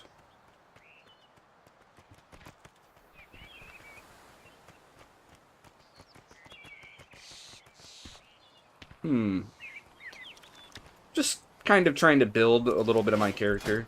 Trying to build him to the best of my abilities. He's got a couple of interesting trinkets. See, I like the band of focused elements because of the increased critical strike and haste. It's actually pretty useful for our class. Okay. Now, there's not much else to do except for to go meet with this caravan. So I guess we better do that. Is this it? This looks like it. This looks like the caravan. Everybody's here.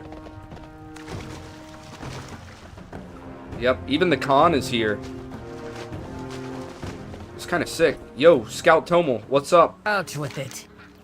The caravan travels slowly. Even you should be able to keep up. Alright.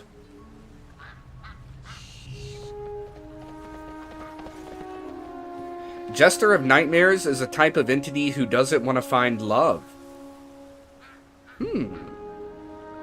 Now that's interesting. The toy jester, Jack-in-the-Box? Oh. Sort of a Jack-in-the-Box vibe. That makes sense. Yeah, that's true. That's true. Whenever, like, a Jack-in-the-Box is kind of like a little jester popping out of the box, which is interesting to think about because, like, whenever it comes to Jacks, like, you got your kings and your queens, Jack is kind of like a prince, I thought. I thought Jack, like, a Jack was, like, a little more in line with, like, a prince. Am I wrong to assume that? But, like, why would a Jack-in-the-Box be a jester instead of, like, more, like, a Jack-in-the-Box should be like a prince popping out of the box instead of a jester. But it is. It's more so like a jester. It makes me completely rethink as to, like, what a Jack actually is. Kind of. Because, like, we're, like, look at, like, a deck of cards. Like, a deck of playing cards. You got your queen. You got your kings.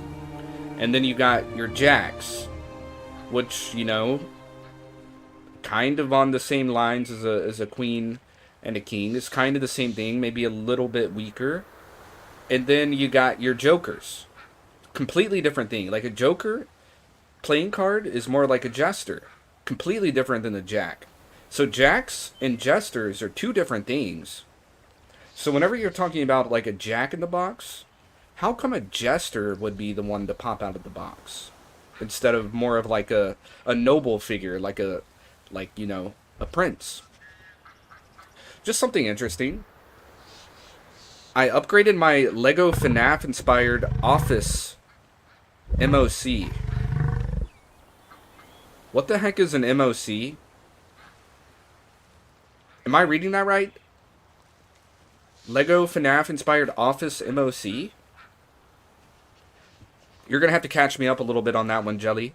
Anyways, Scout Tomel, I am ready to go. You'll be back. Walk with us, Here we go. outsider. We have many stories to share. No problem. I will escort you guys on the back of my loyal steed. The Maruk Centaur include many individual clans across the plains.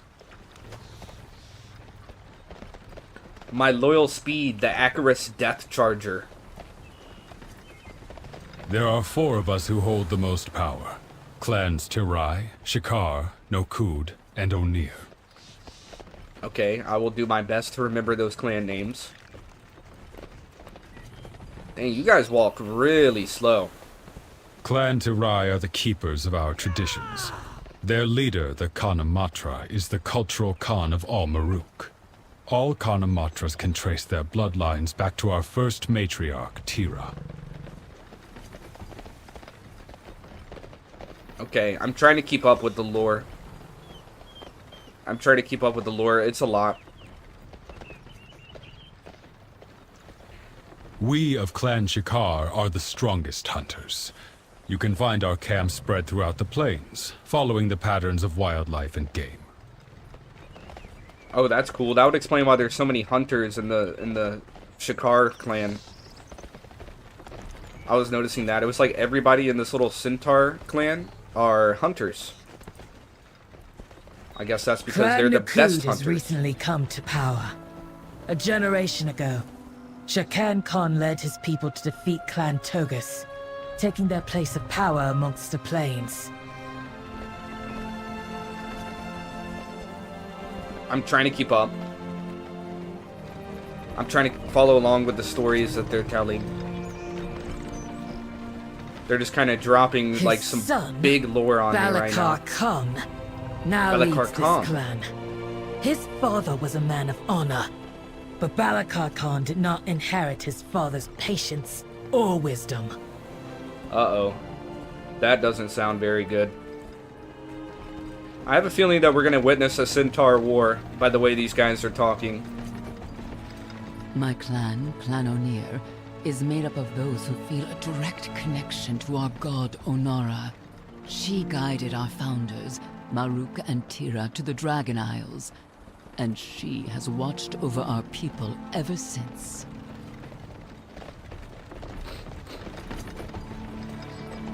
Okay.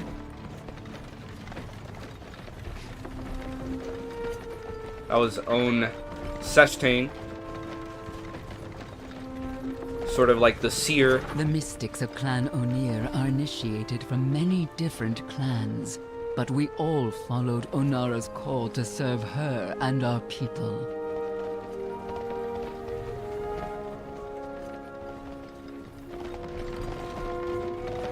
Ooh, a little bumpy right here.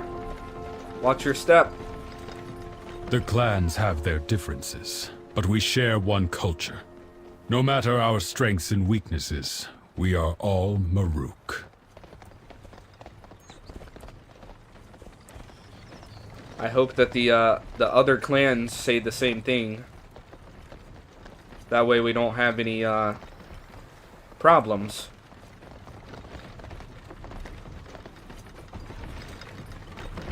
We don't need a war breaking out between the different Centaur clans. That would be a real pain.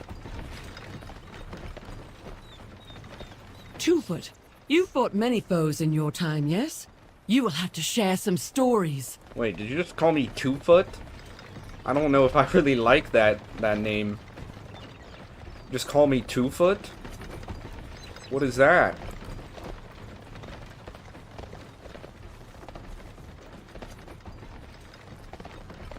I would prefer you say something about my ears instead of just calling me shared the Twofoot. tale of my first kill, Bellica? A mighty horn strider with horns as tall as its legs were long. I keep its horn as a trophy. They love telling hunting stories.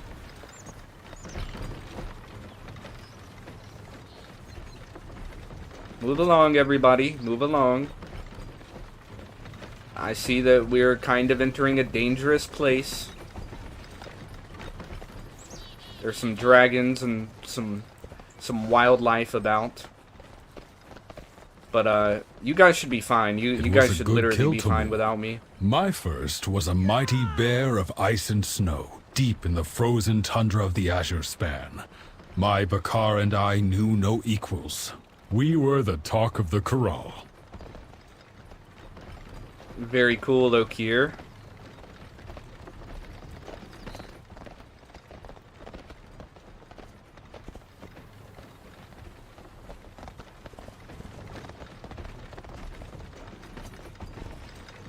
Dang, I know I've already said this, but you guys move slow.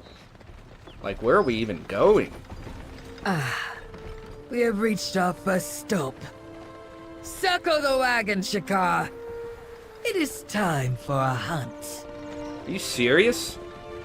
We're just gonna take a break and then go for a hunt? Oh my gosh. Those woolly mammoth thingies are like freaking stomping around. Planeswalker calves? They're kinda cute. They're kinda cute, guys. Are we really, like, stopping here? For what reason are we stopping? Let me get this straight. You're gonna take a break from riding around in the caravan to go spend energy on a hunt? You guys are different. You guys are weird. Scout Tomel, why have we came to a halt? 2 foot. Take a breath, 2 foot. You gotta stop calling me 2 foot. You please do not call me 2 foot. That just sounds strange. Go on then. Even if it's true, it sounds strange.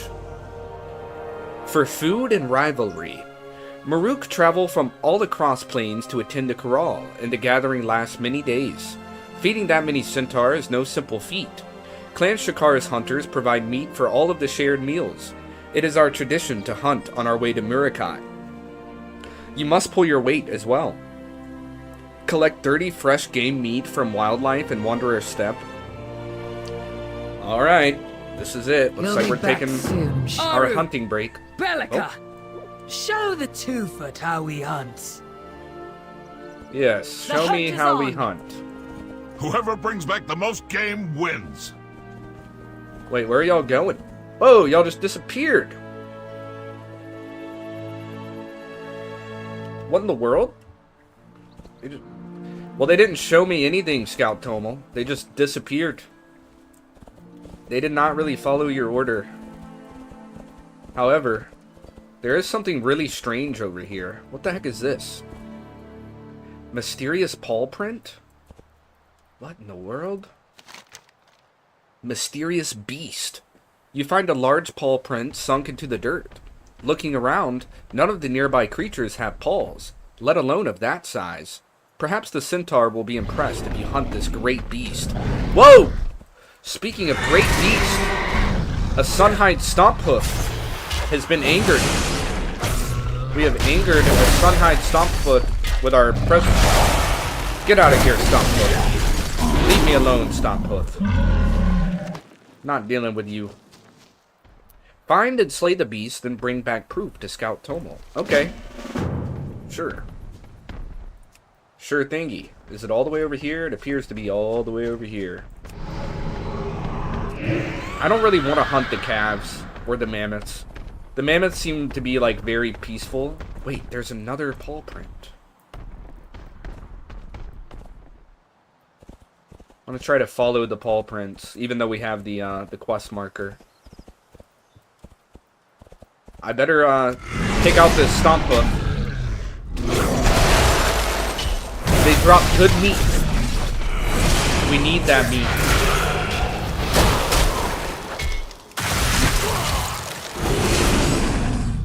There we go. Got some fresh game meat. MOC means my own creation. Oh, my own creation, MOC. That makes sense. Thanks for the explanation, Jelly. I was a little bit confused about that one. Now, where the heck am I? This doesn't seem right. Stone-jawed basilisk? Can we hunt this thing for meat? No, there is no meat. Wait. Okay, that's a basilisk den. I'm not sure if we're supposed to go in there. But I think I did find the big thing. Is it this? The Planeswalker Bull? It's a mammoth, though. I just said earlier I didn't really want to kill any mammoths. This is a big mammoth, though. Could be worth it. Wait, there's little baby mammoths here. Hold on. Hold on, they're so cute. Holy crap, there's like a tiny one. Look at that tiny one. It's a tiny baby. I do not want to kill this Planeswalker Bull. First of all, I might accidentally kill some of the tiny mammoths. Second of all, that might be the tiny mammoth's mom. I don't want to kill the baby mammoth. Like, I don't want to kill the big mammoth in front of the baby mammoths.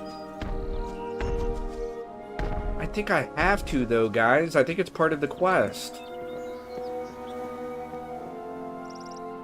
Yep, I'm gonna have to fight the Planeswalker Bull. Okay, I'm gonna try to fight him away from the tiny mammoths. Look at how cute those little baby mammoths are. I would love to have one as a pet.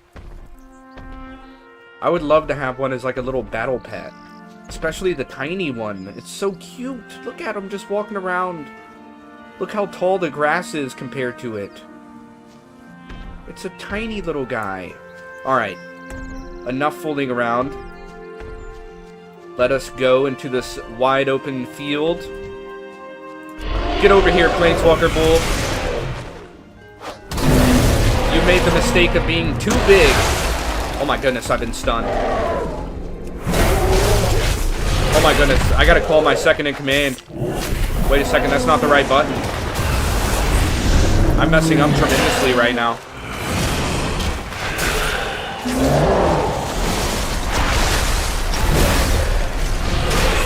I need help. I need health bad.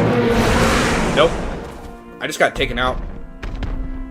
Holy crap. I did not come at that thing with the force that I thought that I had to. Or with the force that I needed to. I did not. I cannot believe that. That Planeswalker Bull is on a different level, guys. That Planeswalker Bull is on a different level. We fought some strong things before, but most of them were not part of a quest. This one's actually part of a quest.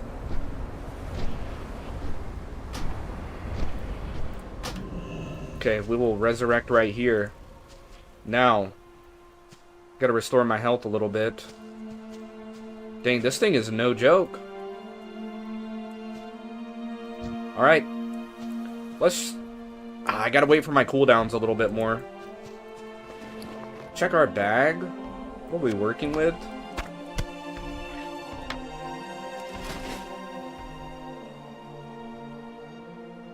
Okay, the good news is that in the overworld, my stuff does not lose very much durability. Our items can't really break, even if we die, so that's good.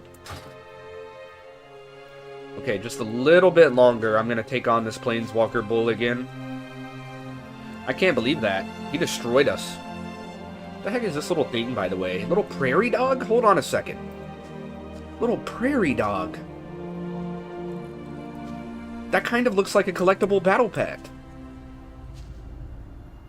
Look at him, just chilling, being a prairie dog. Very cool. Okay, it's about that time. Let's come at this thing with full force this time. Get over here, Planeswalker Bull.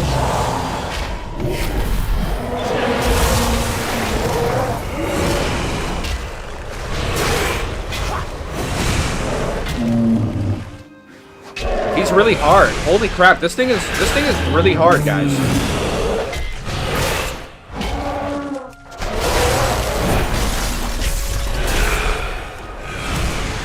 Oh crap. Oh my gosh. Dude, we didn't get close at all. Is this really part of a quest right now?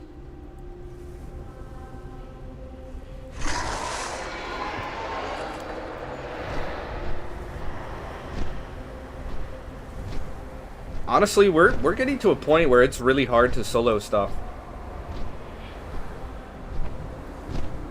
Which it doesn't really make much sense to me because I feel like we're still pretty early in the story. We're only level 32.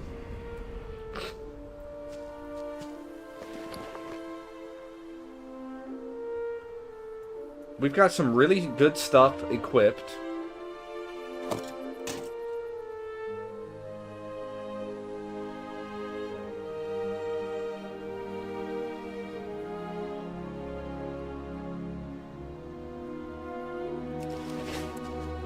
I don't know. This is a hard one, guys. Planeswalker Bull? I'm sure that I'm standing in some of the AoEs. Which, it's kind of hard for me not to do that. I am a melee character after all. I gotta be kind of close to him. But I think that like, whenever I see an AoE, I really need to, like, desperately avoid the AoE. Even if it means that I gotta sacrifice a little bit of damage. I just need to avoid that AoE. This thing does, like, a lot of damage.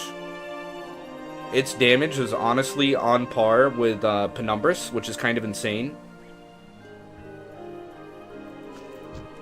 So we're going to try this again. Wish us luck, guys. We're going to need it.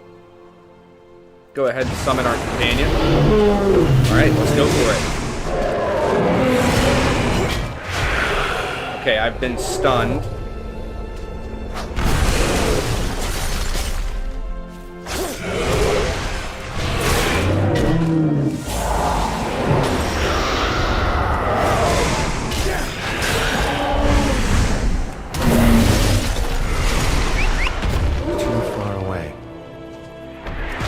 Oh my goodness. Oh my goodness. Hitting us like a truck. The stuns are insane. Yo, this thing is difficult as heck. What the heck? What is going on?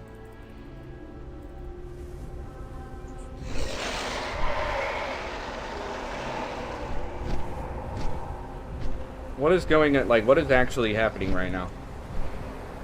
I can understand why Penumbrous was so strong. It was just a side objective.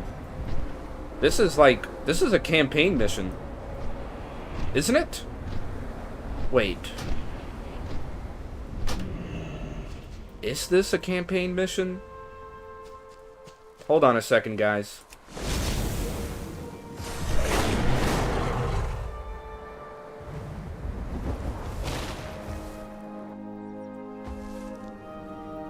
So confused. I feel like that's gotta be it. Wait, no, there's another Planeswalker Bull over there.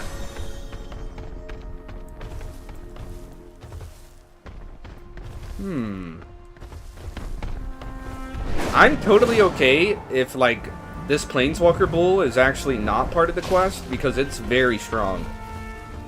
It's, like, so strong, actually, guys. I cannot take that on by myself. So, if there's, like, something else, that would be alright with me. Where's it at, though? Like, I'm actually kind of lost. We're looking for the Pelt of Concular. Ooh. Stonejaw Basilisk is not happy with us.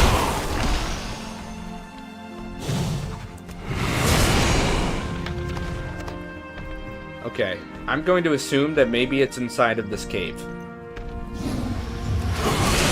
Maybe whatever we are searching for is inside of this cave. There's multiple Planeswalker Bulls, so it can't be that. Surely not, right? Plus, that thing was, like, way too hard. I don't think we're meant to solo that.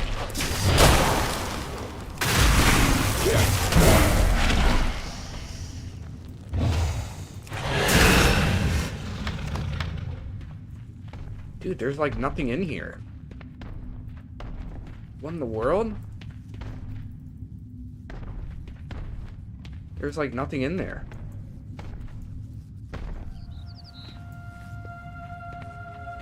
I'm so lost.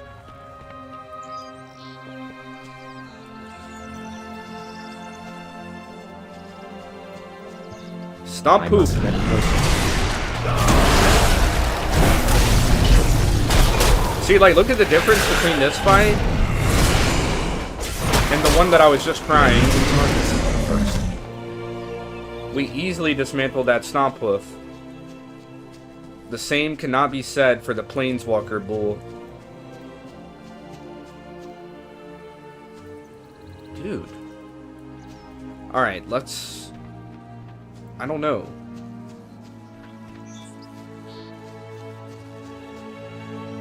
I'm tempted to say let's try to follow the paw prints. But I don't see any more paw prints out here.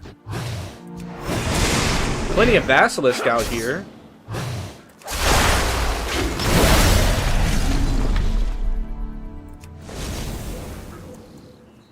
Dang it. Okay. I'm gonna do a little bit of scouting. Ooh, I have made a mistake. I have entered a rival Centaur camp. Okay, we're good. Now, where in the world is this Tonkular thingy?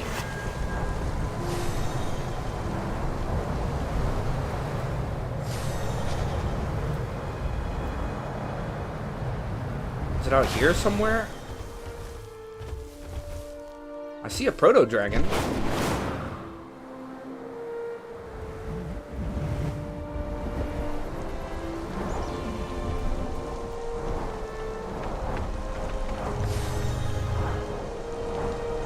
There's a Planeswalker mammoth. Whoa, what happened over here? Oh, that's Bellica. 3 more, Aru. Try to keep up. Yo, Bellica. You took out a little camp, didn't you?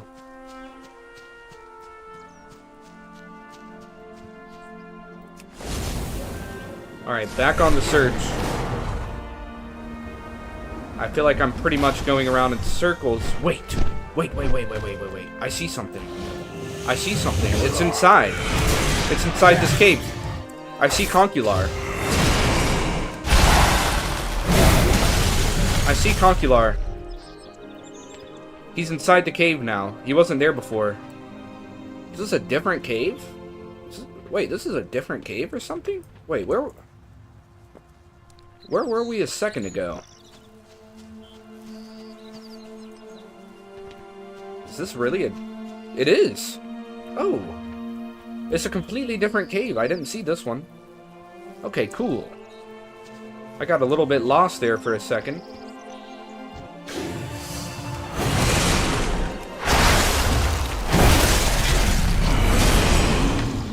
Okay. So here's Concular. He is not an elite level threat. He's level 32. Mysterious Beast. Should be relatively easy compared to what we were just trying to fight earlier. That thing was no joke, guys.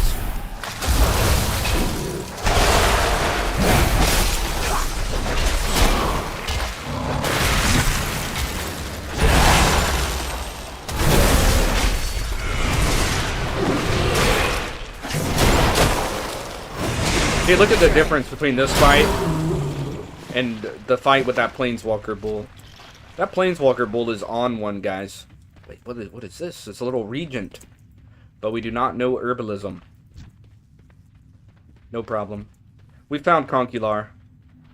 Thank goodness. That was an easy fight. I was like, dude, I have not came across a quest story. Like a story quest that was that hard. Because I thought that we had to fight one of those elite level bulls. I'm still not done hunting yet, though. Maybe we can hunt a couple of these guys all at once.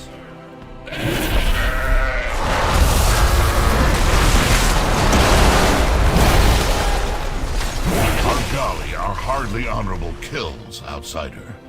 If you want to earn respect, you must hunt more dangerous game. Hey, Aru, I get that, man, but I was taking on 3 of them at the same time. I'm not gonna kill the mammoths, bro. I don't want to have another problem where mammoths go extinct. I will, however, fight the Sunhide Stomphoofs. Even though they kind of look like rhinoceros, and like, if we base this off of real life, rhinos are like easy to go extinct as well because of how much they get hunted. So between the mammoth, like, come on, guys. I don't think that killing the little goats is that bad. You guys are like, if you guys only hunt the mammoths and the rhinos, then they're gonna go extinct, bro. I don't know if that's an opinion or not. Like, it sounds like an opinion, but it's rooted in a little bit of fact. All right, we'll fight one mammoth. How about that? We'll fight one mammoth.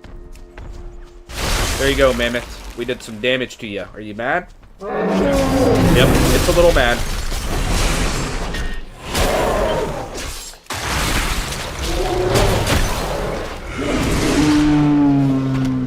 See, how are you gonna call that an honorable kill? Maybe if I was fighting the elites. Let me tell you something. Those elites are beyond honorable. They're nearly impossible. Those things are really hard to fight solo. Like, really hard. Dang it. I'm sorry, Argali. I am out. I know you're not a very honorable kill, but... Come on, just give me a little piece of meat.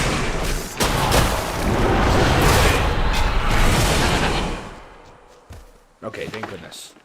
We're done. We did it. We even destroyed the big thing. Whatever that was called. The Concular. We destroyed Concular. Talk to us about honorable kills. Scout Tomel. Out with it.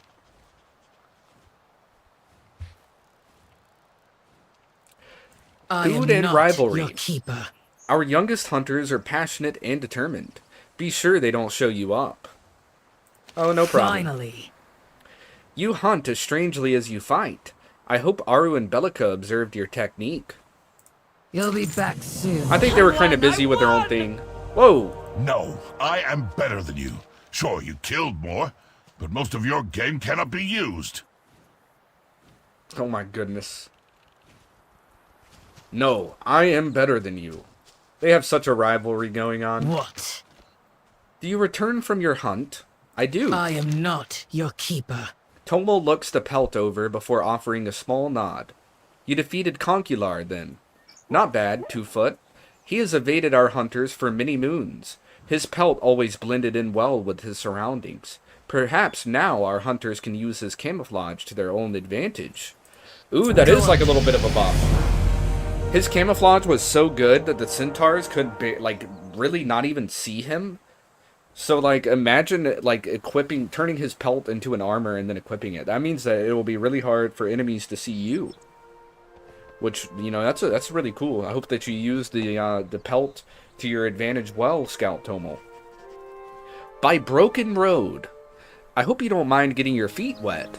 The next leg of our journey will take us across 2 rivers. Seshting would like to share a story with you about our blessed watcher, Ohn'ahran. I happily leave you under her watch. So we're going to be traveling with the Shikar caravan again. This time we're going to the river crossing. Finally. Yep, we're getting a move on again, guys. Everybody, chop The chop. Horn of Drusal will be visible once we cross the bridge. You must see it, 2-foot. I still want you to stop calling me 2-foot. I am not responding to that. I don't sit here and call you guys 4 legs. Calling me 2 feet. What is that? Ah, yes.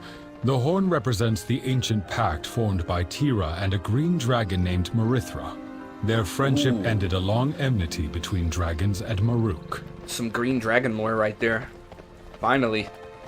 That's the whole reason that we're helping these centaurs, is to find out more about the green dragons. They got us doing everything else except for doing anything about dragons. Just got our first little piece of green dragon lore. I don't even remember what he said, though. That's the sad part.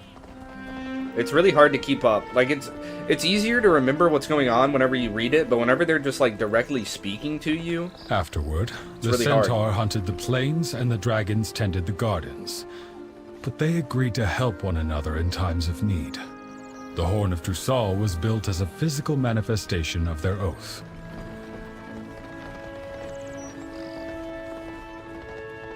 Very cool. Still not 100% sure what he even just said, but I'm trying to follow along.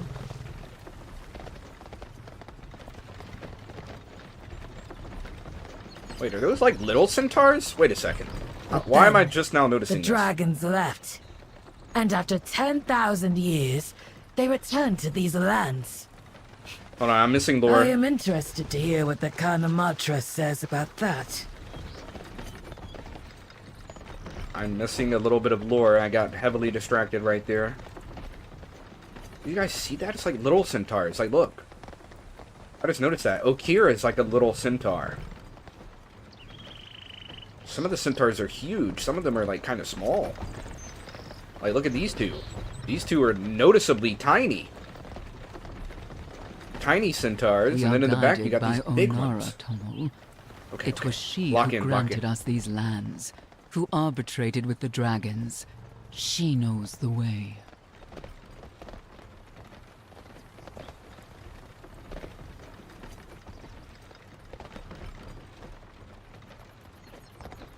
Ohn'ahran. So is Ohn'ahran like an actual person?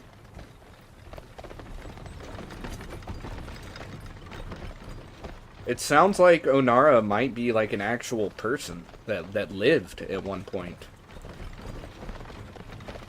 Some kind of like very powerful female entity, perhaps.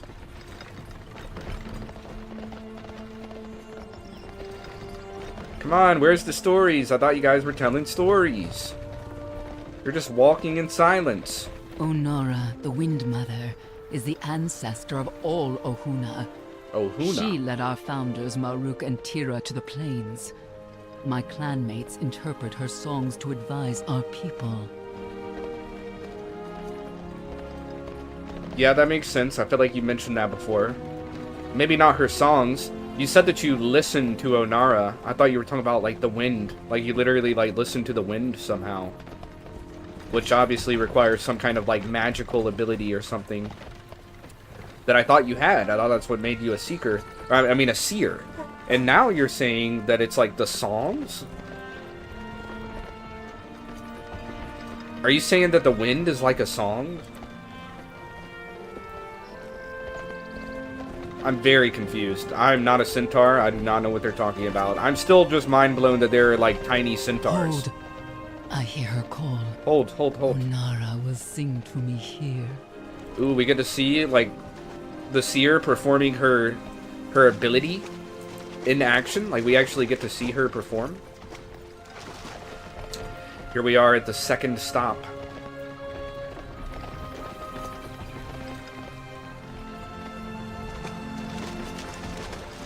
Come along, everybody.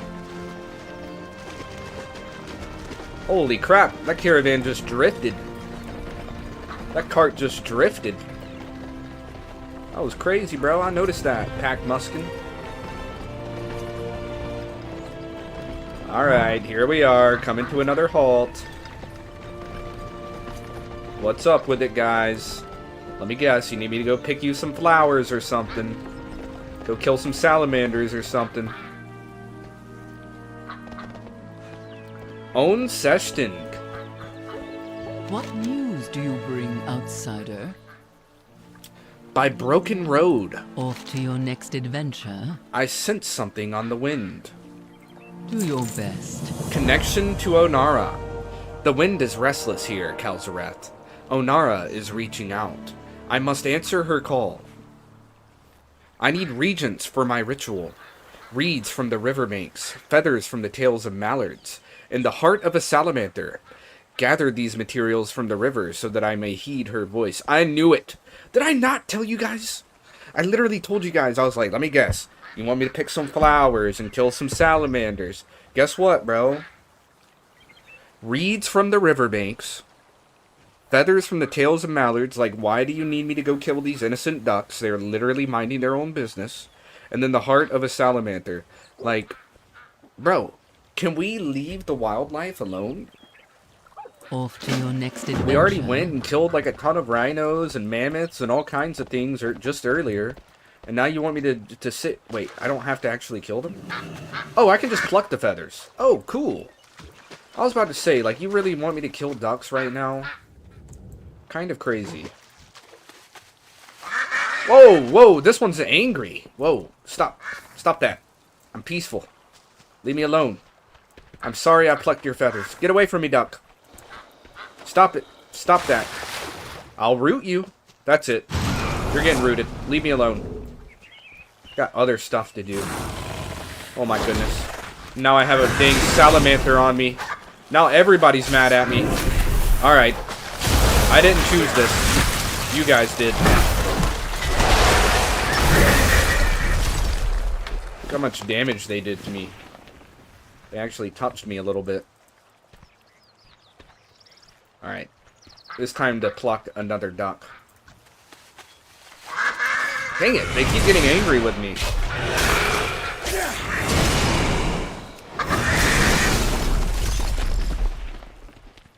Okay.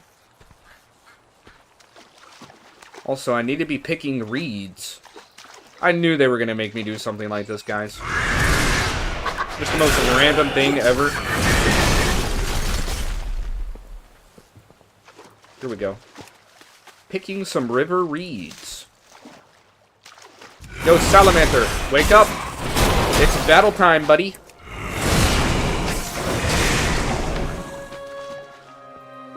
Sorry for killing you for no reason, salamander. Mallard, keep it chill. That's right, we're chill. I just want a couple feathers. These river reeds can be held between the thumbs to make a piercing whistle. Interesting. How does that work? How in the world does that work? See some more reeds over here. Pick them up. Another mallard. Good, he's not angry with me. Yo, salamander. You fancy some combat? Basically just got two-shot.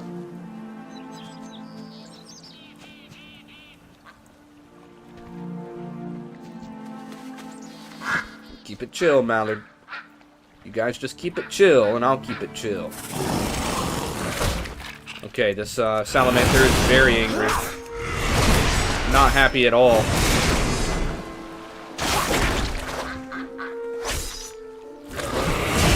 I just wanted to use a blitz. I accidentally made this mallard mad. I don't know how.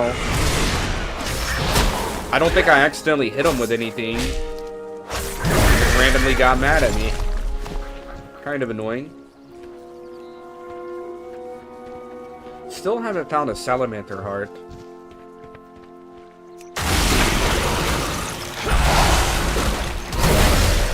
I do not have a target.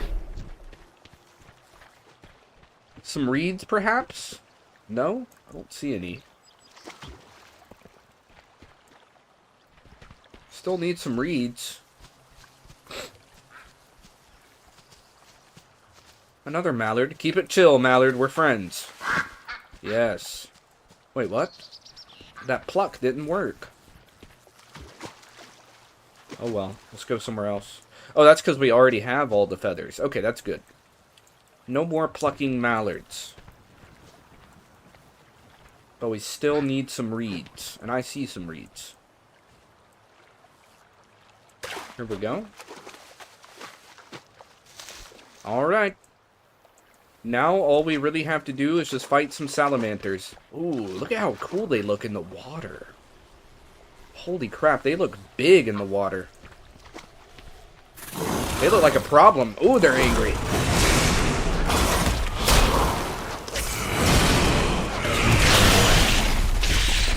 Okay, we got the salamander heart.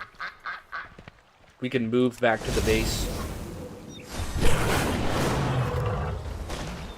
Here we are. That was quick. And I don't see any side quests around. No new quests. This is all we really have to do. Who has the wind brought today? Ohn'ahran's song is fleeting.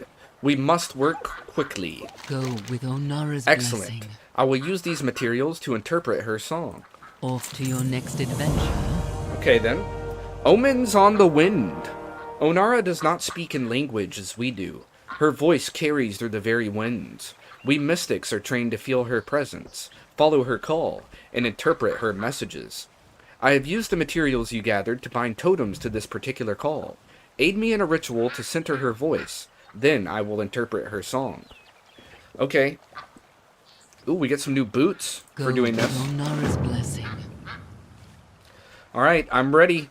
Lord, Ohn'ahran. come. Help me place these totems for the ritual. Sure. By the way, I really like your voice. Her voice Feathers kind of of does the a thing or two to me. Creatures, reeds of the river, here to whistle her song. Lifeblood of a beast, ready for runes in her elegant screw. The wind is your song, Mother Eagle. Show storm. We must prepare. A storm? Whoa. That was quick. That was like really quick. That was like super quick. She's just like, okay, a storm. A storm. A storm. What do you mean a storm? What's going on? May Ohn'ahran's breath lift your spirit. Go with Ohn'ahran's The storm blessing. is an omen of grim portent. Trouble is brewing. To your Obviously. storm is Ohn'ahran's most dire warning. An affront to her gift. We must be wary. Are you sure it's just not a storm? Are you sure it's not just like a regular storm? Like, are we positive about all these superstitions and everything? Because last I checked, a storm is just a storm. So I don't know. Unless this is like a shout out to Razageth. Razageth, the evil storm dragon that we've been dealing with over there at the Ruby Life Shrine. I mean, if it's that kind of storm, if it's kind of pointing towards Razageth, that makes a lot of sense. But I have a feeling that we're through with Razageth for now. Razageth probably isn't going to pop up until a little later on. So I have no idea what they're talking about, but let's talk to Sansok Khan. Marukai. Okir vocalizes as Sansok Khan signs. Marukai rests beside a mountain near this grove. Our journey is almost over. The corral is a time of truce amongst the Maruk, but Ohn'ahran's omen is troubling. We must stay on our guard. Alright, it's time to travel into Marukai. I'm trying to pronounce that correctly. Marukai? Marukai? Wait, we can hop on the back of the stout riding Bakar? Sure. I want to do that. Get over here, stout riding Bakar. Let's ride.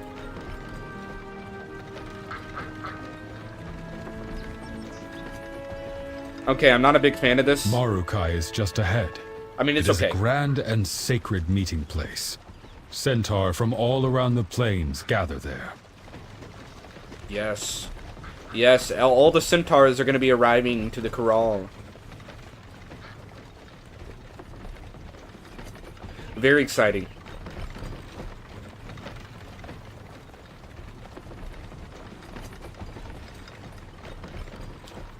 Each season we meet for the Corral, a time of truce and communion. Clans large and small come together, sharing our resources and our stories.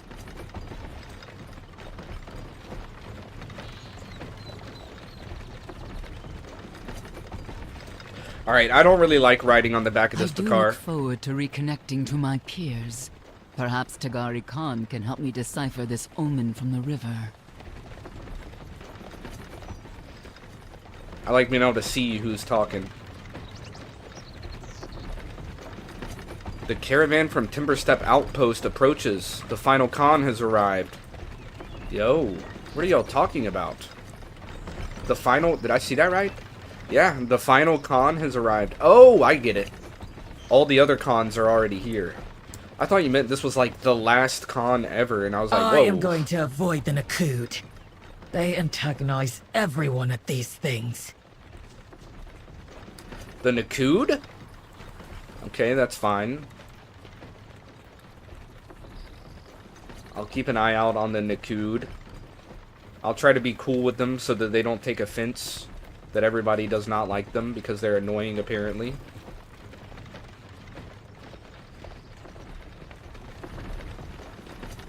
Come on, everybody. Move it along.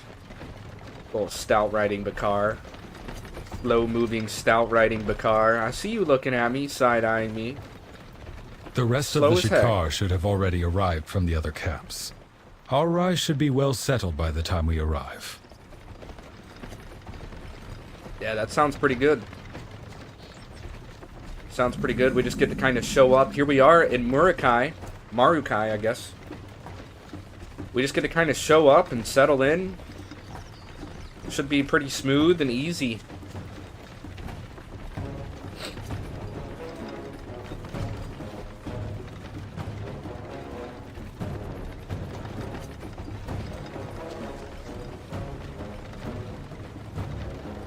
Did I tell you guys that y'all move slow, by the way?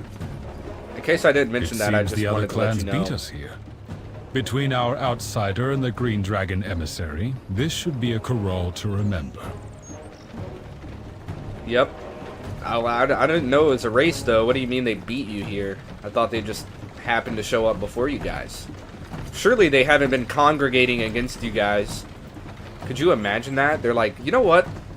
It's time to outcast those Centaurs specifically. What is this tribe called again? I already forgot. I already forgot what this specific Centaur clan is called. The ones that we've been helping. I wish that I could remember. I feel like that's pretty important. The Shikar, right? That's what they're called? Clan Shikar? Yeah, Shikar. Shikar Beastmasters. This is the Shikar clan. So I didn't completely forget. I almost did. Come on, guys. I can tell there's people up here. There's other Centaurs. We have arrived in Marukai.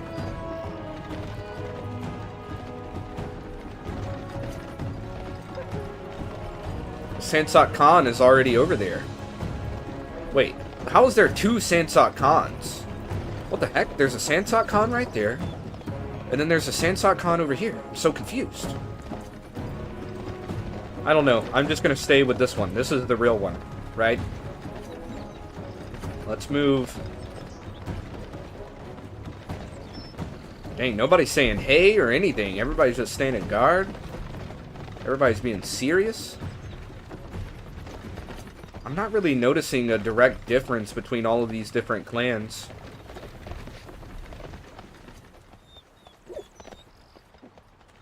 Okay.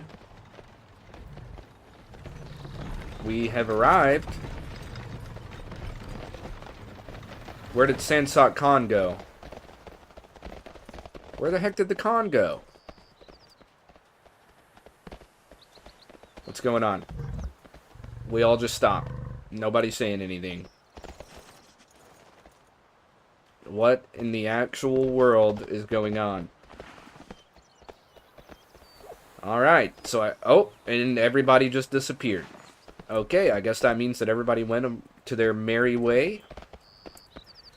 Hearthkeeper Bearwoodland, the innkeeper. Whoa.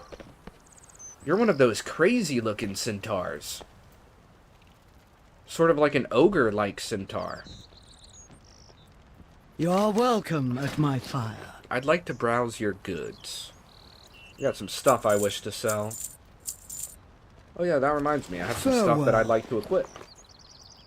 Equip the boots. Okay, back to selling. Sell all of this stuff, please. Thank you. May you raise many daughters. How much gold do we have? Oh my goodness. We have over 1,000 gold right now? That feels really good. Alright.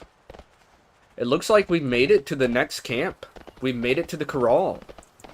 Where all of the centaurs come together. I'm guessing they're going to come together, have a big feast, have discussions, and all kinds of different things are going to be happening. It's going to be pretty cool. There's going to be some side quests. A bunch of different side quests and all kinds of different things to do. So honestly, guys, I think that this is a pretty good stopping point for today. We've made it to the Corral. We helped the Shakar clan with all of their little needs and everything so that they can attend the Corral. And yeah, we did all sorts of stuff today, guys. I think this is going to be a good stopping point. And then on the next stream, we will be attending this Corral ourselves. Well, we're already here, but we'll be sort of talking with everybody, doing these side quests, and talking to Sansat Khan and figuring out what in the world is going on, because I don't even know what's going on. We're just part of this Centaur meeting. Apparently, the Ohn'ahran sort of spoke to, who was it? What's her name? Ohn'ahran, I think, right? Ohn'ahran. Where's Ohn'ahran? I have no idea where Ohn'ahran went. But Ohn'ahran told us that there is a storm on the rise. And that apparently that is like a dire warning from Ohn'ahran herself. So, obviously there's going to be something pretty big happening. Something possibly bad happening very soon. Who knows? I did see some aggressive Centaurs during this episode while I was kind of wandering around. So I have sort of a bad feeling that one of the Centaur tribes, one of the Centaur clans, might turn on the rest of the Centaurs, or maybe all of the Centaurs might turn on the Shakar Centaurs. Which the Shakar Centaurs are the ones that we've been helping, so that would be a giant pain in the butt. Either way, I'm sure that we're going to be dealing with a pretty big pain in the butt on the next episode. But for now, guys, I'm going to go ahead... Whoops. Didn't mean to pull out my dragon. But for now, guys, I'm going to go ahead and bring this episode to an end. Because I feel like this is actually a pretty good stopping point here. This little, well, it's actually not little anymore. It's actually a big Centaur camp that we're at. It's still kind of small, I mean, if you think about it. If you think about the fact that this is, like, all 4 of the clans. Because I believe that they said that there is 4 Centaur clans. Maybe I'm wrong. Maybe I'm getting that information a little bit wrong. But in the Ohn'ahran Plains, there's, like, 4 different Centaur clans. So if this is all 4 of the clans, it's not the entire clans. Like, obviously, a lot of the Shakar Centaurs sort of stayed at the Shakar camp. And I'm guessing that same with the other clans. So this isn't like all of the Centaurs all in one place, but it is an entire lot of them. It is a lot of Centaurs all in one place. I guess the camp's not that small. Hold on, let me go over here. Yeah, this is all part of the camp. Okay, yeah, the camp's actually pretty big. Like, just this little area of the camp was about the size of the, just the Shakar camp by itself. So yeah, this is actually a pretty large camp that we have came across. That we have the honor of being in. Because we're getting on Sansat Khan's good side. We're getting on the Shakar Centaur's good side. Hopefully it stays that way. And hopefully we can make friends with all the other Centaurs as well. And we can learn some more things about the Green Dragons. Because that's the whole reason that we're even sort of helping the Centaurs, is because, you know, if anybody knows about the Green Dragons, it would be the Centaurs of the Ohn'ahran Plains. And honestly, we haven't really found out anything about the Green Dragons. The Centaurs are all kind of too busy with their own affairs and their own business to really give a crap what we, as a Void Elf Death Knight, would like from them. You know, they don't really give a crap, just to put it simply. So we kind of got to do everything we can to please these Centaurs, so that they will tell us some more information about these Green Dragons, so that we can help our Dragon Queen Alexstrasza on her quest to sort of unite all of the Green Dragonflights. I'm sure that that's a big part of what Queen Alexstrasza wants, is for all of the different Dragonflights to unite, which is kind of hard to do if the Green Dragonflights have just kind of completely disappeared. So, or, you know, for the most part, they have disappeared. I'm not sure. We have not seen too many Green Dragonflights at all, so... Yep, that's what we're doing here. That's why we're helping the Centaurs, in case you guys needed a little refresher. If anybody knows about the Green Dragonflights, it's going to be the Centaurs. And so, we have almost all of the Centaurs. Literally all of the Centaur clans are congregated here in this giant Centaur camp known as a corral. And we are going to, on the next episode, we're going to take part in this corral and do all the side quests and do the story and everything. I'm sure that it's going to make for a good episode. So I hope to see you guys there. I really appreciate all of you for tuning in. It means a lot to me. I can't really see... I can't scroll up today to give everybody that chatted a shout out. But I will try to name everybody who chatted off the top of my head that I can remember. First of all, we had Jellybrick Builds. Thank you very much, Jelly, for showing up to today's stream, being a part of the chat, letting me know about your Lego FNAF lore, and actually it looks like you're working on a different lore. You were telling me about a different lore today. I don't remember what this lore is called that you were telling me about today, but you were giving me a lot of lore. A lot of self-created lore from Jellybrick. Thank you, Jellybrick, for showing up to the stream today. We had Metal Frost. Thank you very much, Metal Frost, for showing up to the stream, leaving me a comment. I'm sure that you were sort of lurking, as they call it. And I do appreciate you for that, for tuning in and leaving some comments and just helping me out, being a supporter of the channel. It means a lot to me. Brad Annie, of course, thank you very much for showing up to today's stream.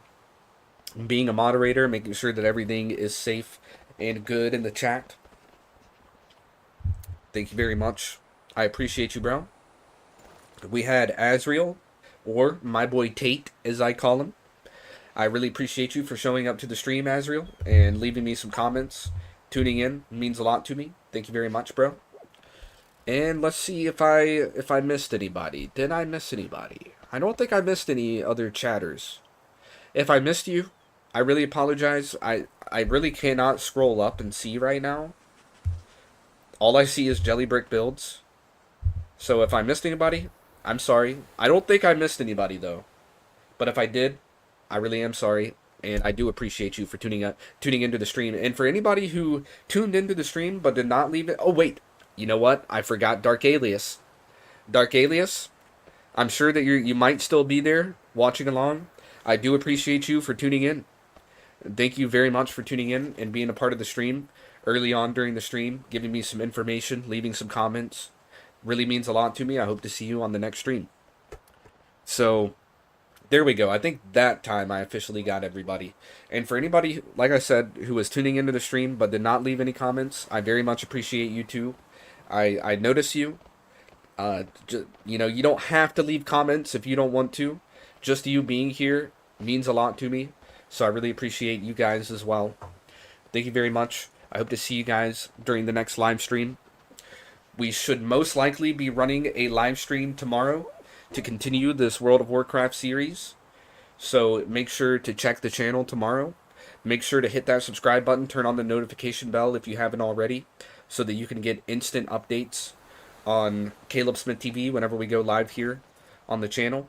And if you're interested in even more personal updates or instant updates, then you can join the official Caleb Smith TV Discord.